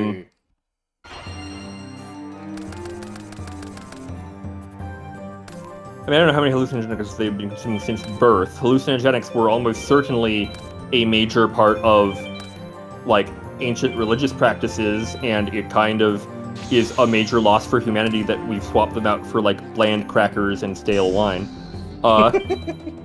Right? Like, that's like the old, like, sacrament used to be here. Take this hallucinogenic mushroom. On the other hand, it's not been like, definitively proven, but it's pretty solidly supported. On the other hand, that means people can now make Jesus crispy treats. I mean, they could have done that with. They can do that with mushrooms too. I suppose. I don't know if it would be good to mix mushrooms with marshmallows. I have seen a Jesus-shaped psilocybin-infused chocolate bar. Right, like that's a thing. They're legal here, internet. They're legal here. For legal purposes, you must know. Yeah, just to be clear, that's.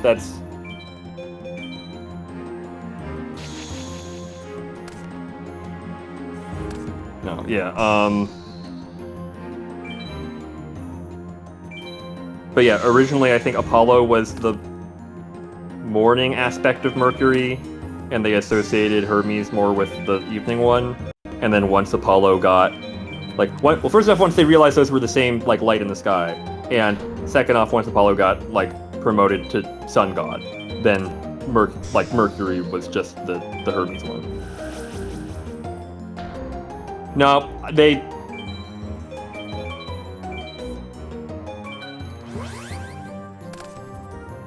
to do that would require way more work than is ever practical.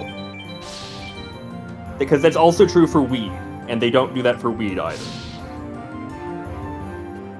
Yeah. They just have better. They just have better things to do. That's true. I also, technically, Wait, I did earlier mention that I have taken psilocybin.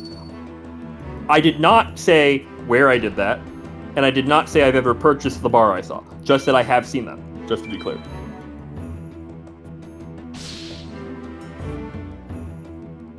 Apparently there was a big raid on a weed farm in California a little earlier. Was there? Really? Yeah. Someone died. That sucks. Yeah.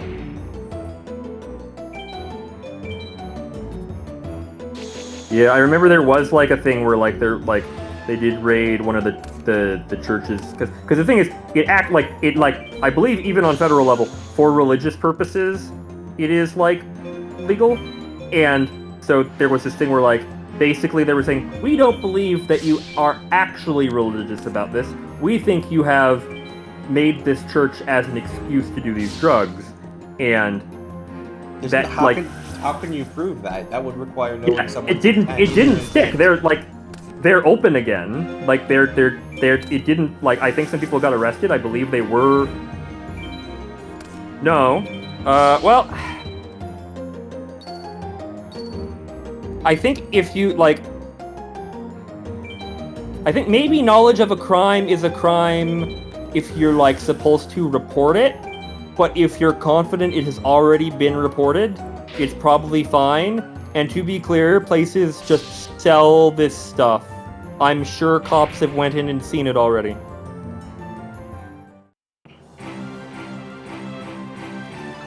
I'm not saying anything, like, literally, it is just like, yeah, they sell it at head shops around here because it's a thing.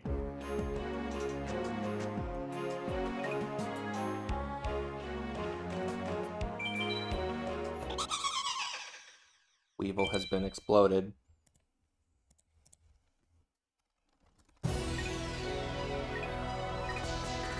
Yeah, so I think like it's not a crime to know about it and not like immediately like, hey, they're doing this, because yeah. Hey, if the FBI or whatever was watching Palanaut streams for this evidence, hi, welcome to the stream. Hope you stick around and you know, join the chat.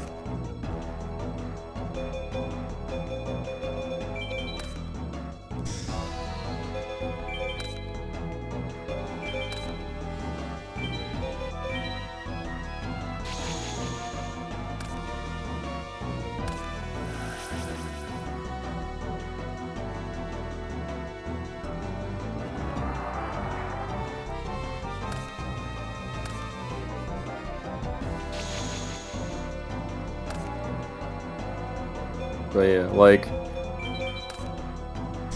the mysteries of Eleusis were the most like they were the biggest like religious, like the closest thing to like a dominant religion you could really like say existed when it was just largely more sort of like split up and stuff back, you know, for like 3,000 years, right? Like it survived from Greek into Rome and all that stuff, and there is pretty solid argument for that their main rite involved doing DMT.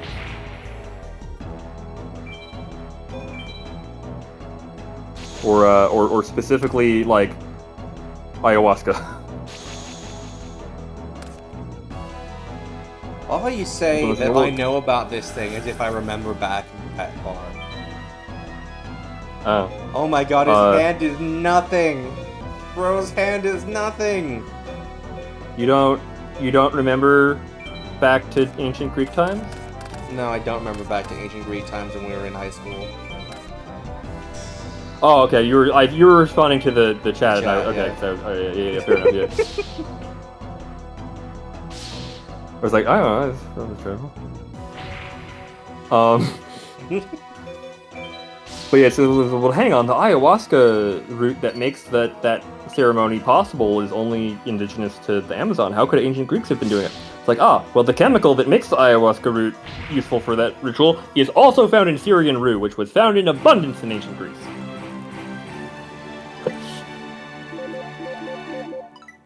Combine that with the barley that we have many, many depictions of central deity of the religion Demeter holding, and you have ayahuasca.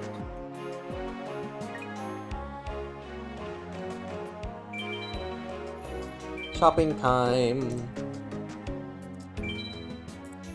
Oops, nope, that's the wrong button. I just tried to open DaVinci Resolve. That's not correct.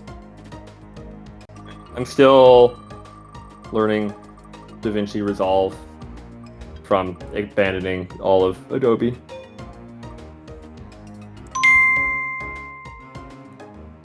But it is nice to pay for something and then you actually just have it.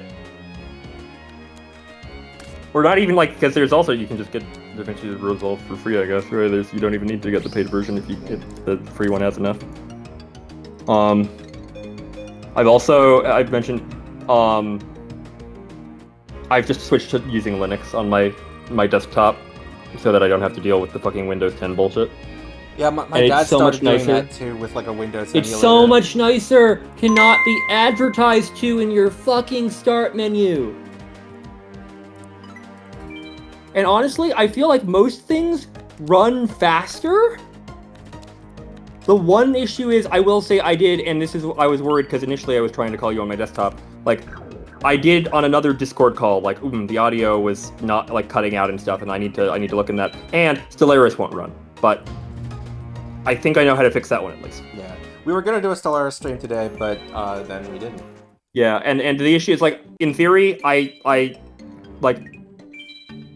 I've tried loading Windows, like, because they're both loaded on the computer. I should be able to, when I turn the computer on, boot either one, right? But Windows is, like, pitching a fit over not being the only operating system on the computer anymore, and won't work now. So.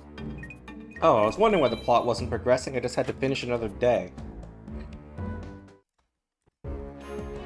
True. Yeah.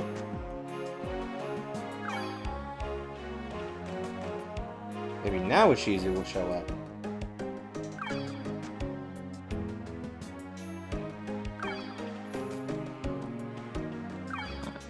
Another theory was maybe I'm probably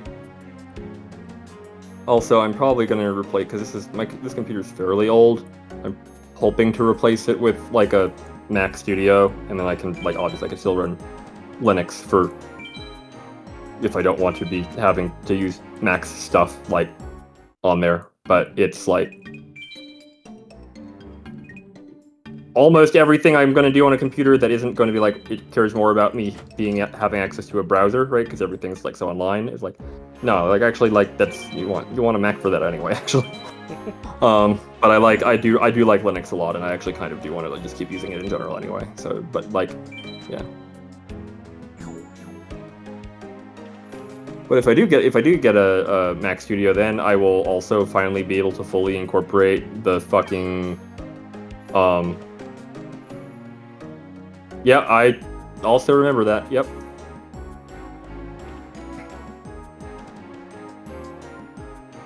Anyway,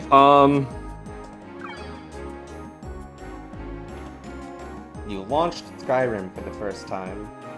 that's not correct. I kissed my girlfriend at the time. In a different class. So, interrupting the class. Somehow I forget. There was something weird about how I got punished for that. I don't remember what it is, though.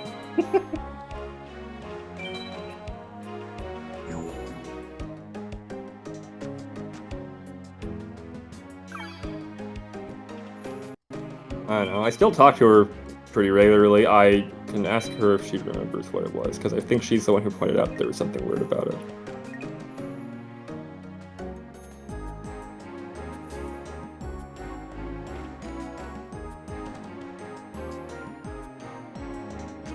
Is Ishizu available? I believe yet? I believe that my punishment was like mild compared to what it could be. I don't actually know if I'd ever heard that second part, though. Yeah, no, we were sort of early COVID lockdown breakup, unfortunately. Ouch. Yeah. Nothing like being forced to spend a lot of time with somebody to realize that maybe you're not actually that compatible after all. I mean, our breakup fight was just like about like the fucking wedding venue, dude. Like it fucking sucks. Oh, that's much worse. I'm so sorry. No, we're on good terms now. We're like worked out a bunch of stuff. It's good. Okay. But it was definitely very rough at the time.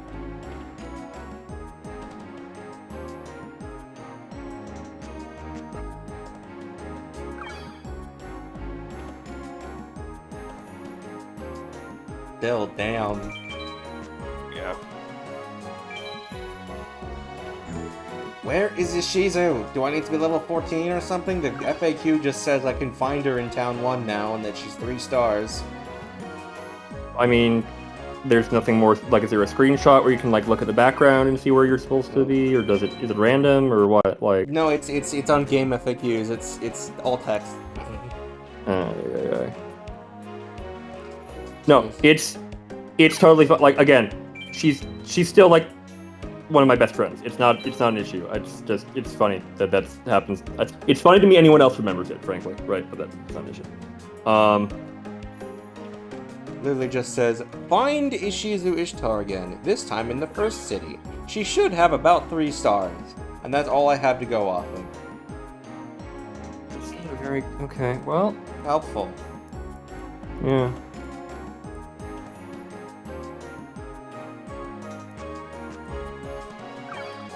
Maybe I need to have my first rare hunter encounter because it mentions that I'll begin to be challenged by rare hunters at night, right before this in the thing.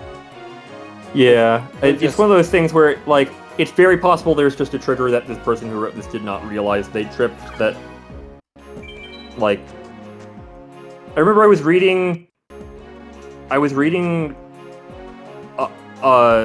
a write-up of, like, the Deltarune Weird Route, and some of the details of like, for this to work, this and this need to happen, and a couple of them were things where it's like, wow, this clearly was written only after a bunch of people did it with all the rest of the instructions, and it didn't work, and they couldn't figure it out until they finally went. Like, and I feel like probably not that level of proofreading. As a minor thing, I want to appreciate that in Chapter 4, I think... Don't worry about it. I think in Chapter 4 of the Weird Route, like, before you go into the Dark World, Susie, there's a line of dialogue where Susie literally says, "Hey, I know, so things kind of took a weird route right now." Yeah, I saw that. It was the thing I remember reading was it was from Chapter 2, and it was just like something about like people like it was very easy to miss that you had to go back and do something that I don't know. It was like something like one of the very first steps on getting onto it was just like very easy to miss. It was like, oh, this makes sense for the. Yeah. I still think my favorite easy to miss thing is the original Star Walker. Yeah. You know about Star Walker? I mean, probably not the specific thing you're referencing. I think probably. I don't know. Okay, there's a bit in Chapter 1 where you're being chased through an area with a bird that was described as a save point. And if you leave to the next screen and then come back, which normally you would have no real reason to do, you come back and now instead of the bird save point, there's just a save point guy. Oh yeah, and that's where he's first. Yeah, okay, Yeah, it's like, yeah. These birds are pissing me off. I'm the original Star Walker. And that's all he has to say. And if you do that, then you get to start having Star Walkers show up in future chapters. And he shows up. Yep, yeah. Like he joined. What like, a weird game. Yeah, there's a bit in Chapter 3. Deltarune spoilers incoming. If anyone needs to mute for like 30 seconds. Where like you've played it, right? Or know of what happens in it? Yeah. Yeah. So you know how like La Nino and El Nina get rid of rules card basically. Yeah. Normally they'll just be like, all right, we only need each other. But if you've done the Star Walker stuff, yeah. Like, I think I've only seen the version with Star Walker. Actually. Oh yeah, yeah. Without the version without Star Walker, they'd just be like, the only third person we need is each other, which is funny on its own. It's Star Walker just like, yep. So the problem wasn't that they were the moral of the story is not poly relationships are bad. The moral of the story is that specifically rules card is just kind of weird and off-putting. Yep. Okay, so I have this laser pointer. I have this laser pointer. It's like, Anyway, you're John Doe, the winner of the Expert Cup. It's you. How are you, gentlemen? I mean, you are also the chosen one. Oh, sure, okay. I have a question not for your mind, but for your heart. What power do you desire? Power or unity? Well, hold up. If you're like all ancient Egyptian, don't you think those are the same thing? The brain is just for cooling the like upper portion of the body. It's not an important organ, and it certainly isn't where the mind lives. So, like, on the one hand, I feel like I should spin for this. On the other hand, one of these options is just better. I just go for the better one, right? Like, that's... Yeah. That's also something of the myth of Prometheus having his liver eaten out by eagles every day is, like, it makes a lot more sense given his crime once you know that ancient Greeks thought... Let me finish my thought. Like, ancient Greeks thought that the liver was, like, where thoughts came from. She's not from the past, but given that she does, like, all these other things that are actually true from ancient Egyptian belief, like, are demonstrably true and particularly part of stuff that it seemed like a appropriate joke all the same. Did the game just crash? I thought I just saw some... No, yeah, it looks pretty frozen. Oh, yep, my very real DS has crashed. Thankfully, I just made a save. Yeah.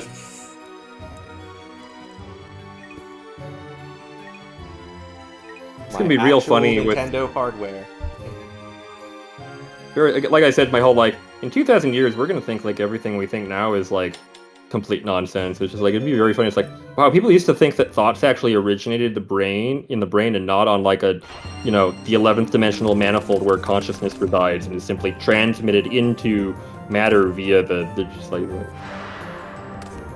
Oh yeah, Ishizu isn't in the past. She's just a modern day Egyptian. She just dresses like that. But she like uses ancient Egyptian like she's like of like isn't she also like a priestess of like the ancient Egyptian like that's like why like the reason mummies are done the way they are and everything is based on it. So it is like still I think irrelevant. That's possible, yeah. I don't actually know what someone who is strictly working with Egyptian stuff these days would be sort of doing with some of those distinctions. I'm largely again familiar with the much more syncretic stuff that is very sort of combining like Greek and Egyptian and some like Northern European stuff like.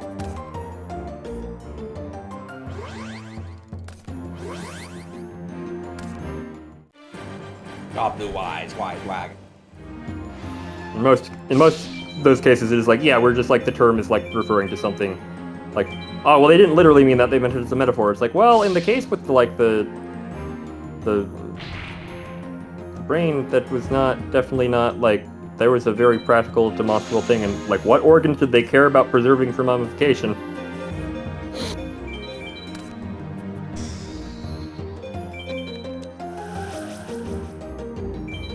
This is just going to be a duel where I have really low life points, it seems. Okay. Well, hang on. I feel like that may be that may be overly charitable of modern Christian priests to think that they would know basic anatomy. I actually think like middle-aged Christian priests who were like doing all this stuff where they were essentially doing early like alchemy and science under sort of the idea of like that they were coming to know the mind of God by doing basic science. Probably much more knowledgeable in that stuff than modern ones, but then they were all called like heretics because they were actually trying to do like science, and unfortunately that leads to conclusions that are not consistent with what is written in the Bible or what the church says is written in the Bible, but it's not written in the Bible, which, you know, then you get all that stuff.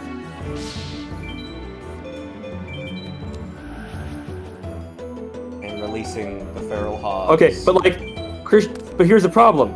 I've heard modern Christian priests straight up say that, like, things counter to that, like that if you have impure thoughts, they come from demons. Right? Like, they are attributing it to something other than the brain. And our drive to do good, that doesn't come from our brain. That's not a decision we make. That's Jesus calling to us, right? Like, no, they actually are using a not scientific anatomical understanding of how any of that works.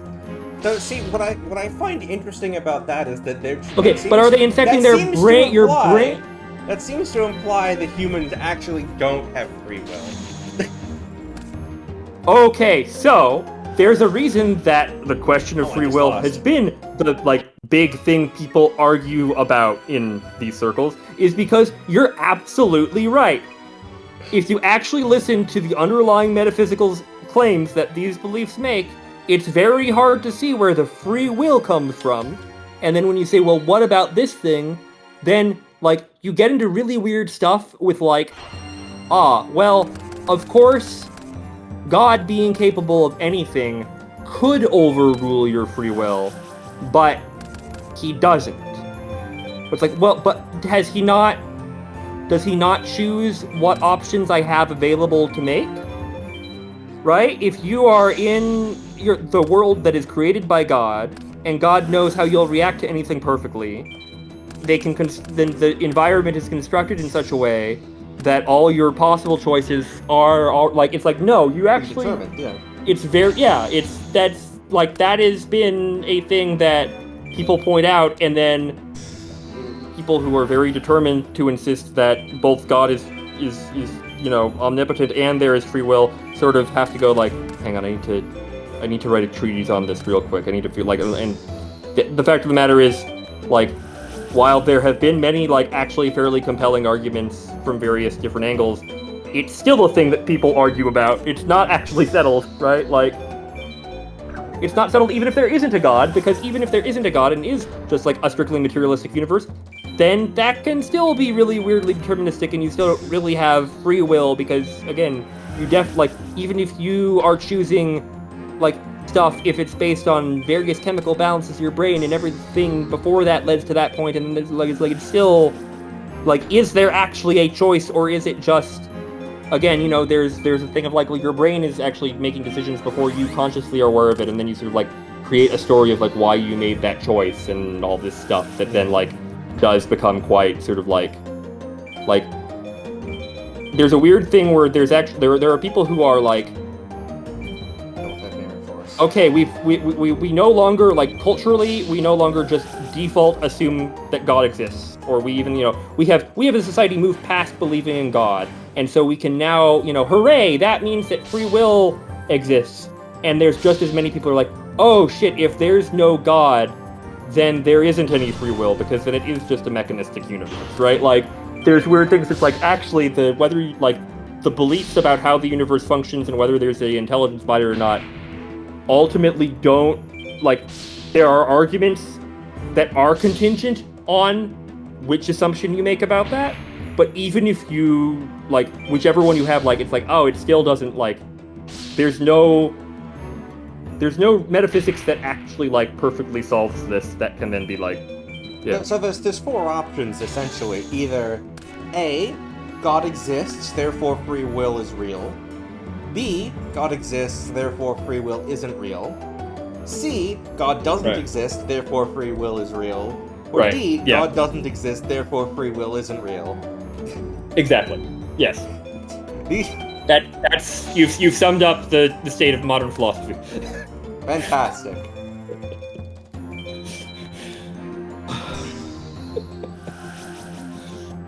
No, I sort of, my feeling is like, yeah, okay. If everything is deterministic and we are just fleshy robots and we don't have all that stuff, like, I sort of think like, well, in that case, we don't actually have a choice what we believe. But personally, I kind of think it would probably be, like, on the whole, better to not believe that than to believe that. Because I think once you do, like, if all of society sort of, like, is on board with that reading of how things work, I kind of think it's much easier for things that we would consider bad to get justified. Plus, there's stuff like, if I went to school if we can't tell whether or not we have free will, what difference does it make? Yeah. Yeah. I went to school for screenwriting and creative writing, but I am just very autistic about this stuff, and, like, read probably 10 times more on philosophy and theology and all that stuff than I did, like, anything for school, just as, like, research than for the stuff that I wanted to write, which I still have, like, not really actually gotten to, because it's one of those things where you kind of, like, you make the mistake of thinking, like, I just need to, like, read a book or two on this subject, and then I can, like, write this thing, and then you sort of just follow down the rabbit hole, and it's like, oh, I now have an entire library's worth of books on this subject. Crap.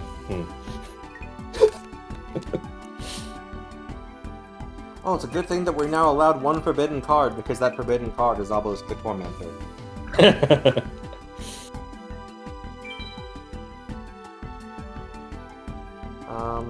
Honestly, I'm probably gonna get rid of Blackluster Soldier as well. Also, sometimes these things are simply explained to me by angels while I'm high on ketamine. Congratulations. No, it's like, so, point of context, because I think I've at least told you, Jorb, but, like, just, like, so, that is an actually like fully legal and authorized treatment for depression now, right? Is ketamine therapy. It is, however, like they've tried to make a version that doesn't give you the ketamine hallucinations. It doesn't work as well for some reason, and they don't really understand why. But yeah, no, it's just like it is a thing where you go in and there's a doctor and they give you it, and then they keep an eye on you while you're not present, really, and then you go home. This is not something I'm doing like recreationally.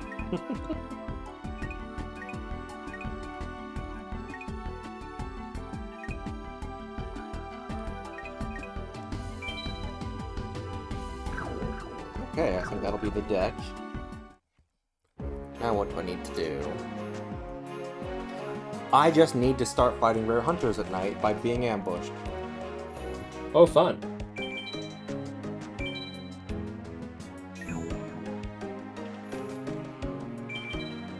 Like this.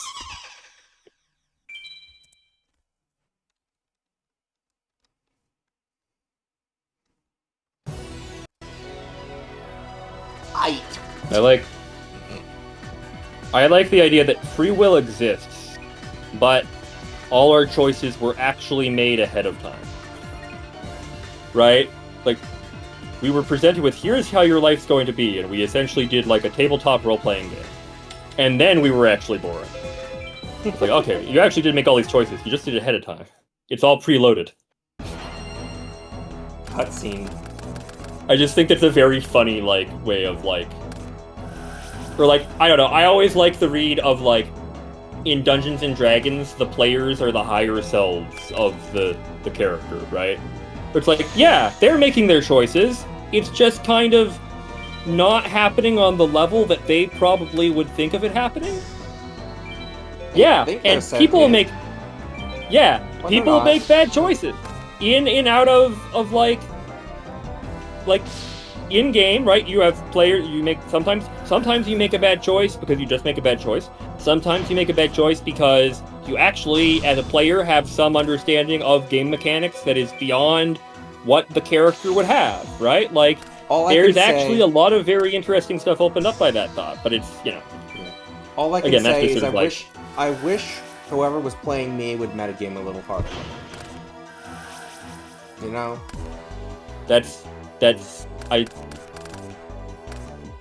Note to self, pray to my holy guardian angel to metagame harder.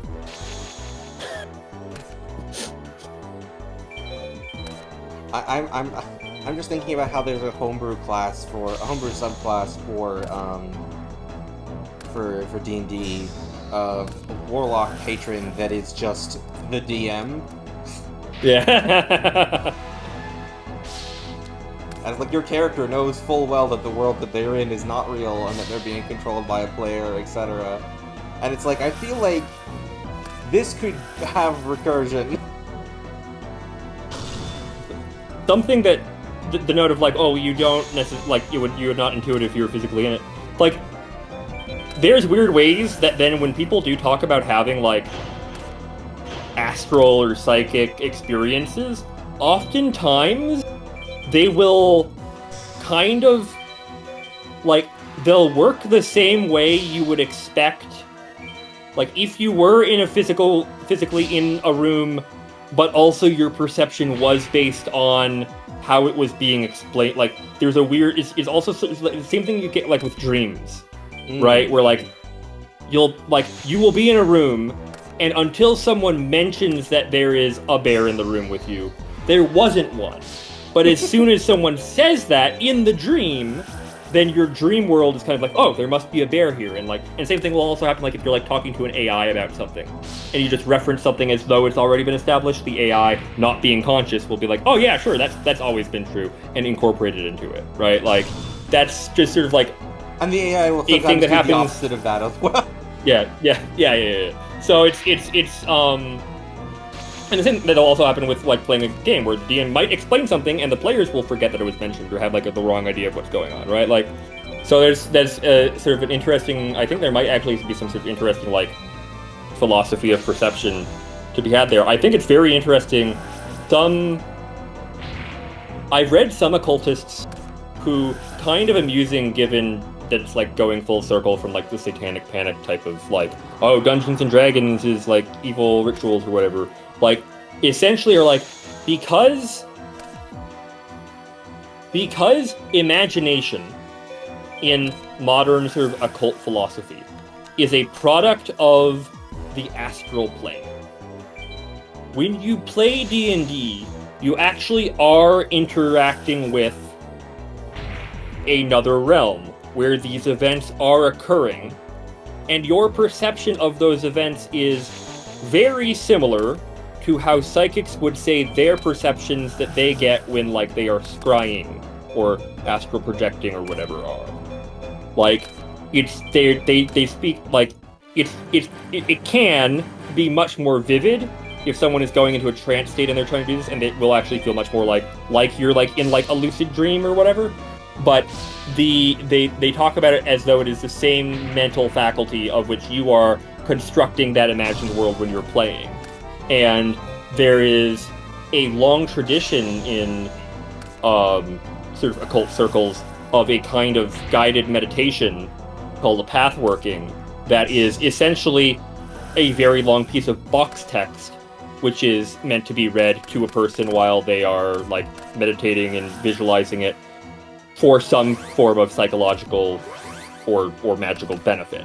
And a lot of more recently written texts on pathworking talk about how they are fascinated in seeing how, in coming decades, how that kind of participatory tabletop RPG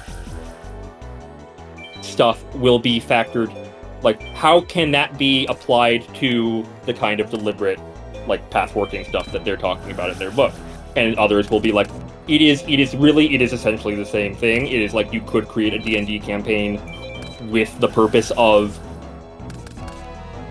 having some moral or message or symbol or like being focused on something, and then use that as a meditation or use that as, there was a thing the Order of the Golden Dawn would do where they would play chess on the Enochian tables and use that as a form of divination. They were playing the game, but it was still divinatory because they figured that somehow those actions were being sort of like influenced by the stuff. And so I could imagine a way that someone would try to use Dungeons and Dragons in the same way as some form of like meditation or divination. I think that's a very interesting idea. I think it could also potentially like whether there's anything magical in existence or it is entirely psychological, probably could also go wrong pretty easily. So it's not something that I'm like, yes, this should definitely be. But like, I think that's an interesting thought space where this is again like the faculty of imagination is capable of much more than it's often given credit, and giving it that kind of structure is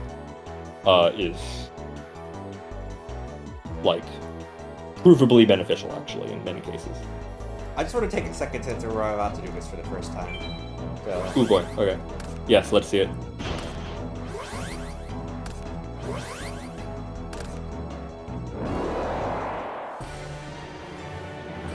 What do you mean? Yu-Gi-Oh! Is dueling with powerful spirits of monsters. You just don't see that because it's happening on the astral realm. That's like again, it's pretty clear to me the person who wrote Yu-Gi-Oh! Like had some degree of familiarity with this, because a lot of the stuff that they do with it is like that's literally just like that's just you're describing what people were actually doing and thought. It's funny to me that like Pegasus and darts are essentially two very different and equally grossly incorrect like interpretations of Aleister Crowley.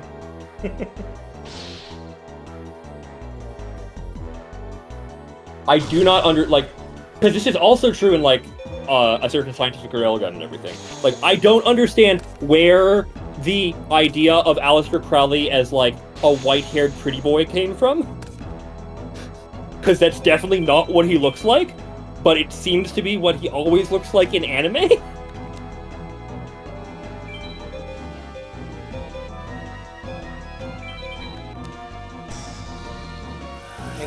soldier.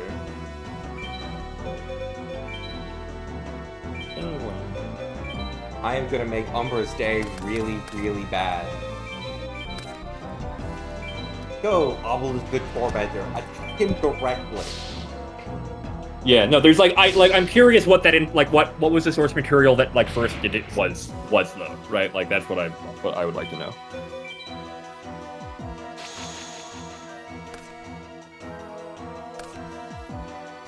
Umbra's no good, very bad day. Playing with soldier lol.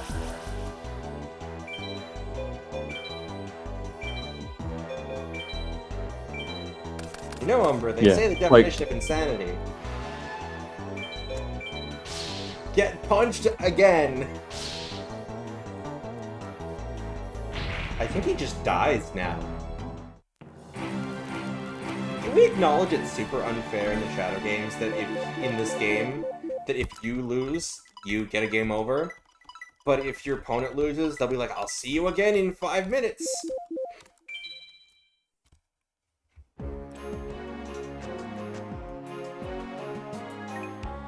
I'll leave the rest to you, partner, and then they just both leave. Great work, everybody. Nope, that was resolve again. Get off my taskbar. End task.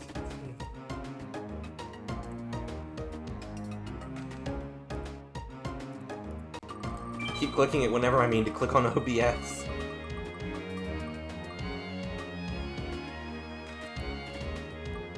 Magician's Soul. We did unlock 2 new packs after the Expert Cup. We haven't gotten to open them yet.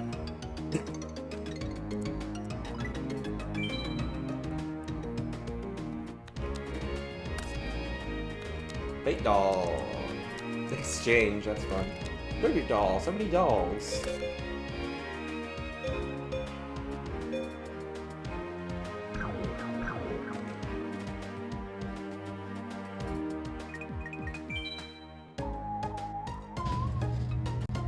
The thing now says, like, after a few duels with the rare hunters.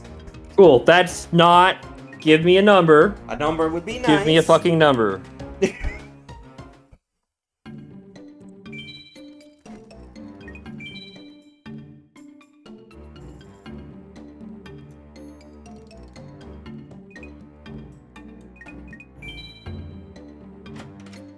Then I have to look for a duelist icon with no stars in the second thing.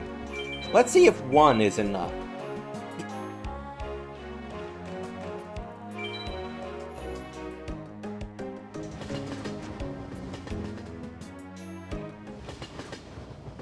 But like the Seal of Orichalcos is literally just that's that's the symbol of like Thelema, which in turn is just a unicrosal hexagram. Right? Like that's like I don't know. That's very like funny to me. That's like I just always imagine like a Yu-Gi-Oh player like seeing like a Thelemite and be like, I love your Seal of Orichalcos like bumper sticker or whatever, right? Like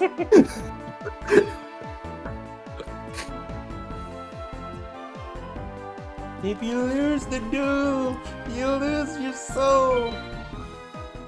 Oh, good thing I could teleport to a different city on command.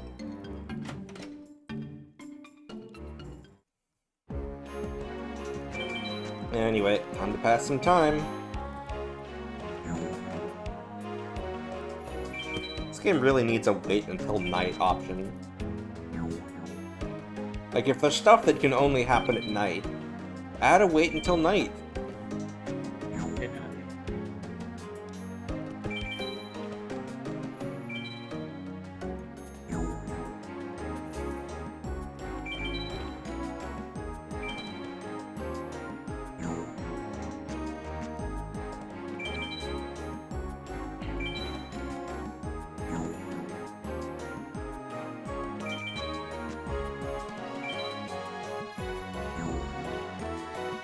Thrilling gameplay, everybody. Aren't you all so glad that this is what the game is making us do?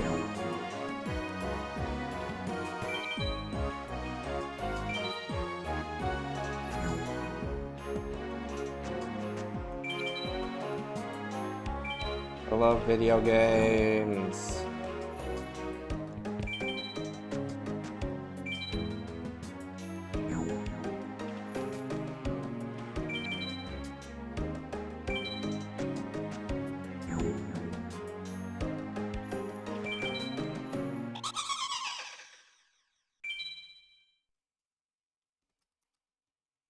If only video games could love us as much as we love them. Now we fight Loomis. Maybe we have to fight both Loomis and Umbra, and that's the conditions. I don't know. Yeah, I mean, this guy seems to just, like, not have a good grasp, have a good grasp on, the, like, causality. Yeah, but it's all I got, so... It is the only full game walkthrough in Game FAQs. Wow.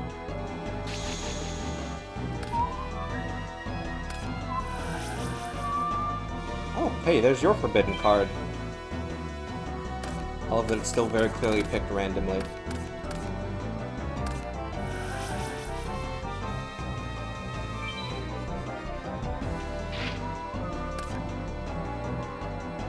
What if all things are picked randomly? That's probably a philosophy of some kind. Yeah, exactly.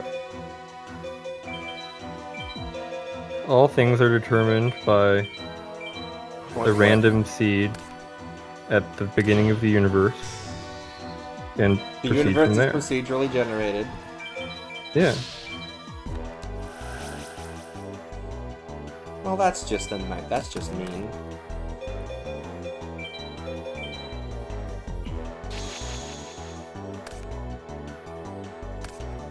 I don't know. Does the universe is procedurally generated not actually just like, you know? Okay, well if there isn't a like an intelligence that has like created the universe, then is it not? Yes. Is that not technically just procedurally? Like, yeah, that would be that. Yeah. I love how the model for this card is clearly like one of the masks is way more detailed than the others, because that's the one that you can see on the actual card art. Yep. They're just like the others, like, I don't know, just make something up. That happens. Generic face. It's one of those things where like I've seen that on a couple things where people have like tried to use AI to make a 3D model from a 2D image. Oh no. And obviously there's already a lot of problems with that. Yeah. Right? Like, that's already not like, that's not how you should do that.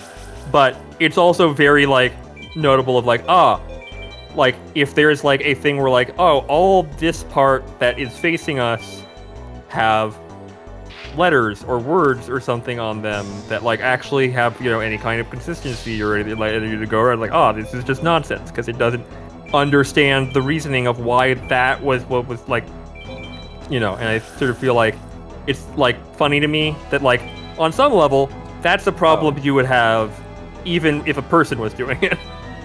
Right? That's sort of like, my face down card was different. I thought I had Rush recklessly face down. Oops.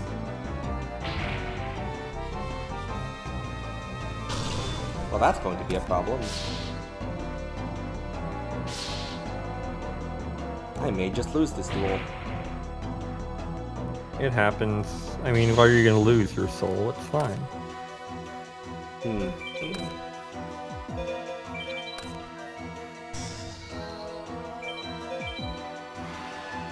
feel like there's a number of other various forces and entities which they're gonna have to fucking, like, argue over ownership of the soul anyway, so, like, don't worry about it. It'll be caught up in court for, like, long enough for you to, like, just get away from it. I feel like there was a missed opportunity for a moment in Yu-Gi-Oh! Where there's, like, imagine something that's like, if you lose the duel, you lose your soul. Don't be silly. Souls aren't real.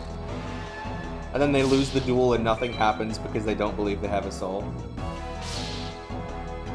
I could have sworn something almost like that happens with Kaiba at some point, but I'm probably just imagining it. Or maybe it was like from like an abridged, like not even the abridged series, like it was some I feel like that's like that is an idea that I have like feel like I have seen. There is the bit where he's just like, should I be scared to attack? Only if destroying an innocent soul bothers you. Nah. That's not what I'm thinking of a of. major corporation, I have to do that every day. That's not what I was thinking of, but that one is funny. Yeah, and it's like the way that scene plays out as well. He says that he has to do that every day, but his tone says he gets to do that every day. Yeah.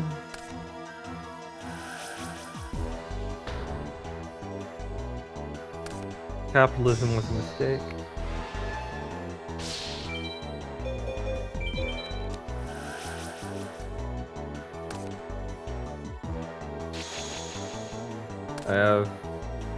I'm going to find a video that I will send in the Discord. Make it true. A short sketch involving, like, you know, selling one's soul.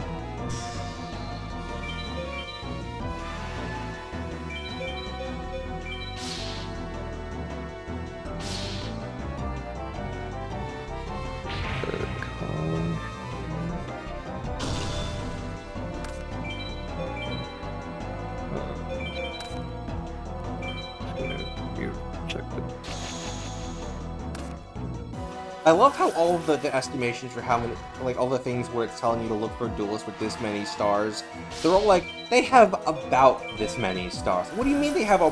How can this be approximate? Do you know how many they have, or don't you? Oh my god, Reflect Bounder.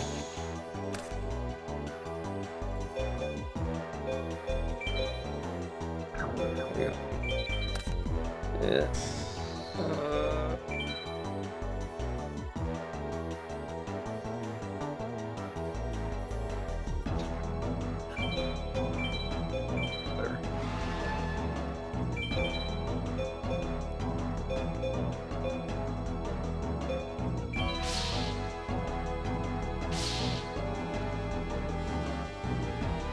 I was gonna try and use Fisher to take out his Shining Angel, but now I have to use it on the Reflect Bounder, because otherwise its burn effect will kill me.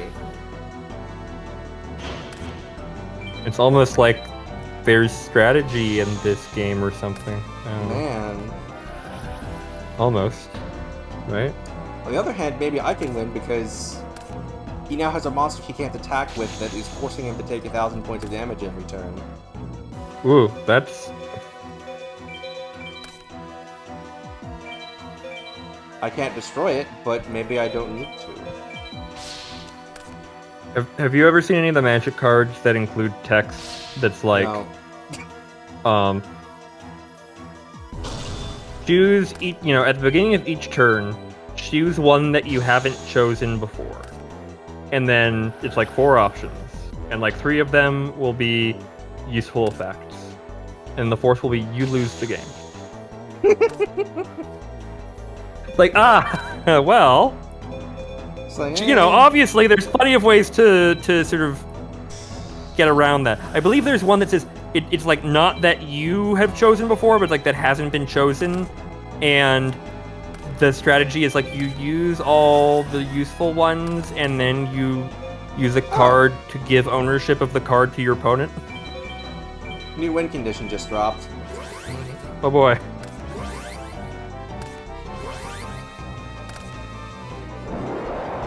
But like there's a lot of cards that even if they don't have that text, in some way there's just like as soon as you're playing this, you've given your opponent a new win condition, which is you make a you fail to like realize what is happening on your own board.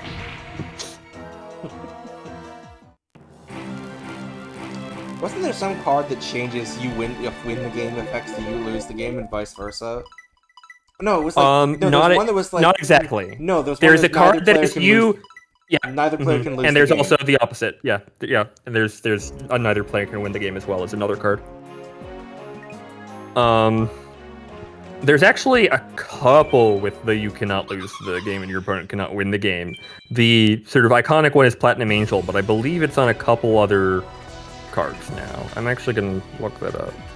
What else has that in it these days?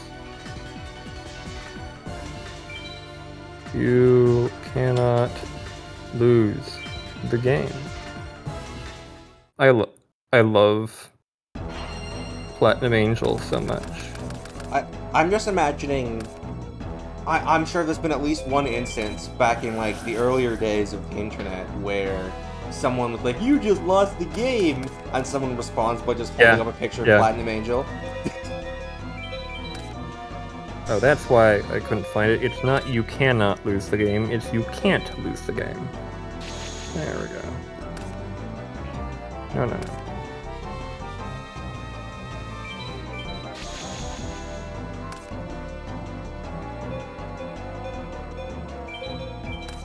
I just always like the idea of having both Platinum Angel and Abyssal Persecutor, which is the you can't win the game and your opponents can't lose the game out at the same time.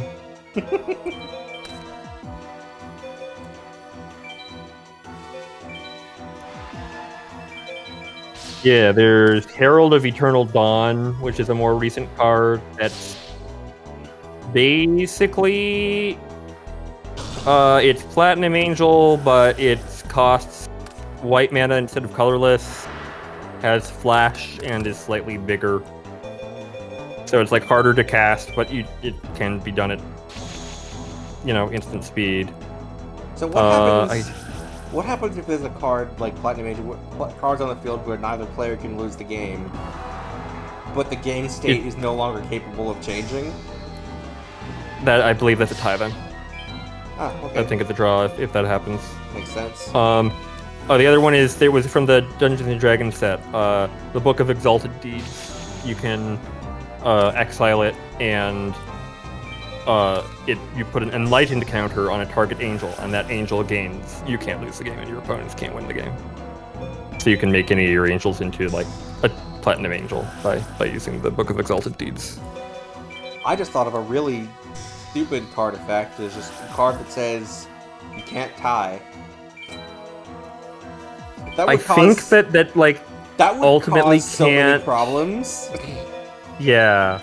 I don't even know, I'm trying to think if you could do it in like a silver border thing somehow. Yeah, there's a couple other ones. There's a Gideon, there's a Planeswalker card that can, as long as you control it, you can't lose the game, but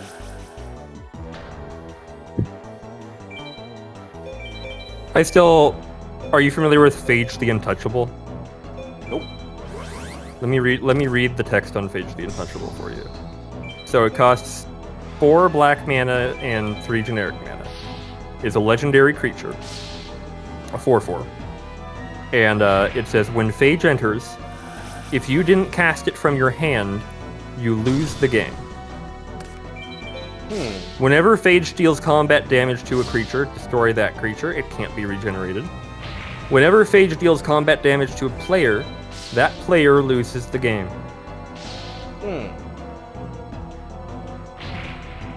Interesting. There are, the thing is, obviously it's cool. So as soon as you play that, you have to cast it from your hand, because otherwise you will lose. And then your opponent's like, cool, it's not that hard to kill, right? It's a 4/4, right? It's, but if they let it get through, that's a win condition. But what will often happen is there's some very funny ways that you wind up casting it. There's occasions where you will play a card and then there's an effect that's exile this from your library and then cast it at this point, and you don't know what card it's going to be. And then it's oh, if it's Phage, then you're in trouble. And there's a format of Magic called Momir, which originates from, you could play it in paper, but it would be a pain.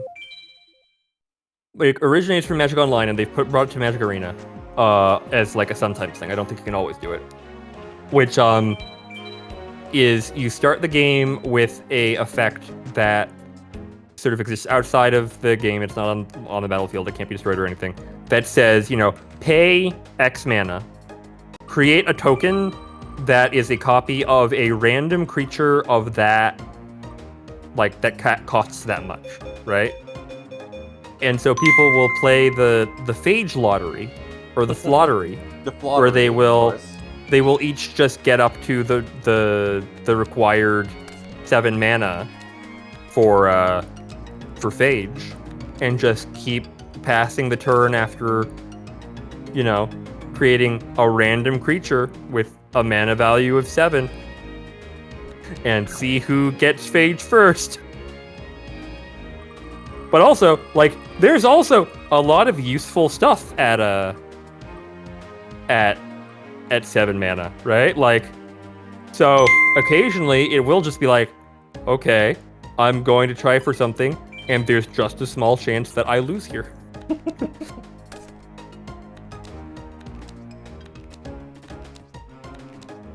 Oh, hey, and there's Zodiac. the joke. And there's the joke of because in Commander, right, you don't cast your commander from your hand. So there's a joke of someone deciding to build a Phage commander deck, and it's just should we tell them?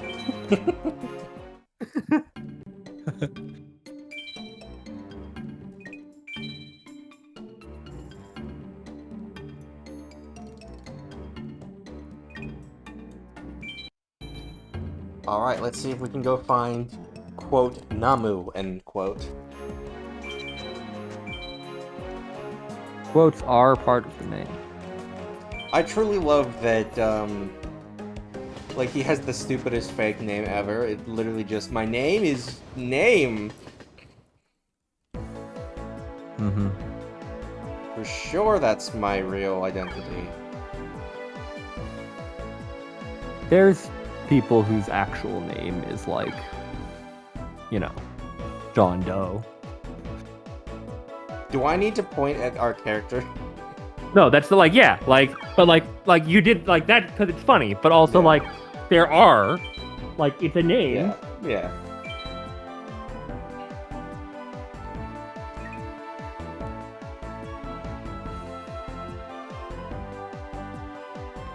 I'm thinking of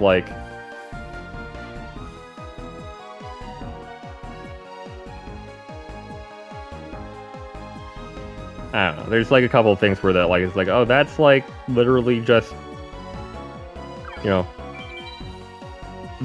word for something, but in another language, or even not in another language, and just kind of that's that's there's the actually screw John Doe. Surely there's actually someone out there named Hugh Man. Oh, probably.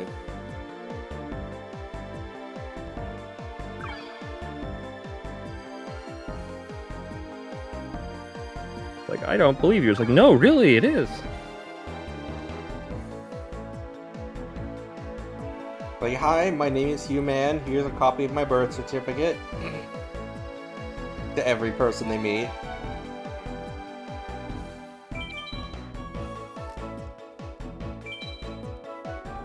I don't know. I don't think a human would just carry around their birth certificate like that. Well, you must be white.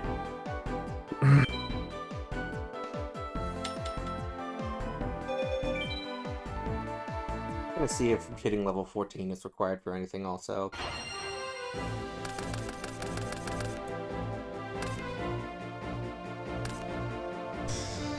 Man, I forgot to say before we fought Taya, but I don't think we're gonna be in trouble considering she just summoned a 300 attack point monster in attack mode. I think we'll be okay. I think we're fine. Don't even worry about it. Alright, children, there's only one axe you're gonna have to share and all hold it together.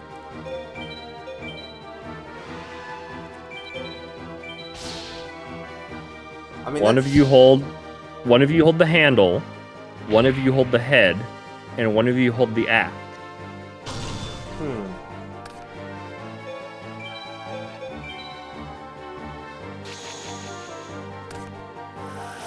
But I could just imagine just all three of them just like on like the different sections of the handle. Oh no, D-spell. Oh.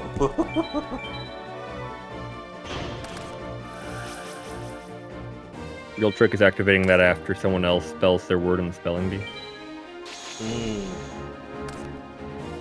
Oh hey, Obelisk. What's up? It would be very funny to summon a god card on Obelisk for Tormentor.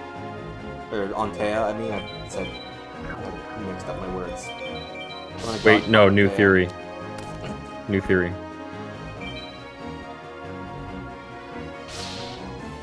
There's probably some Yu-Gi-Oh! Video game where you can duel against the god cards. I know plenty of them have cards as opponents, so... Yeah. Wouldn't be unreasonable. Yeah. He gets the world's biggest dual disc. No, wait, no, he has a dual disc, but like his pinky.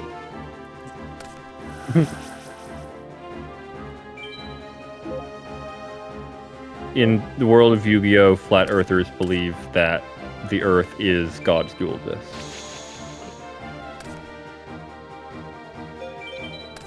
I can see that as being a thing people believe in the Yu-Gi-Oh! Verse, I mean.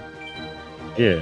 I don't know, like, it wouldn't even be in the top 10 weirdest things that people believe. Like, I mean, if you look at the Sevens and Go Rush series, there's stuff yeah, like, this stuff like, what was it? I had something more to say. There's, like half of a guy's soul got sent back in time to become a demigod, and he starts creating alien life across the galaxy as, like, living cards. mm-hmm. Because, of course, yeah, no, like, again, like I said, I don't think this would be that unusual, actually.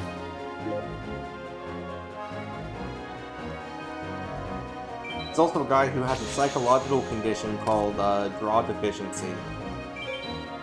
He needs to draw lots of cards and he goes insane. God, I have that. That's why I play blue in Magic.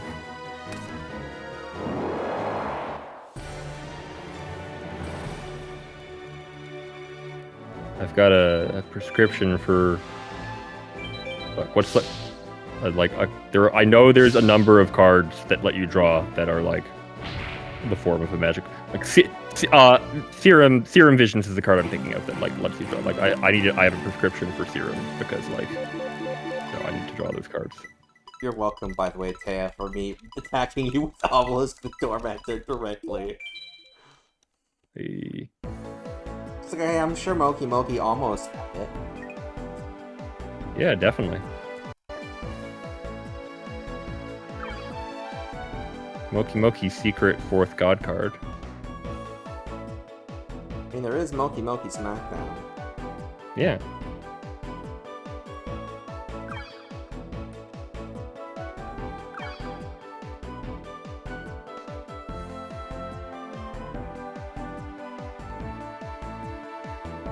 I think I need to duel more Rare Hunters. Let's get a pack first. I almost launched Resolve again.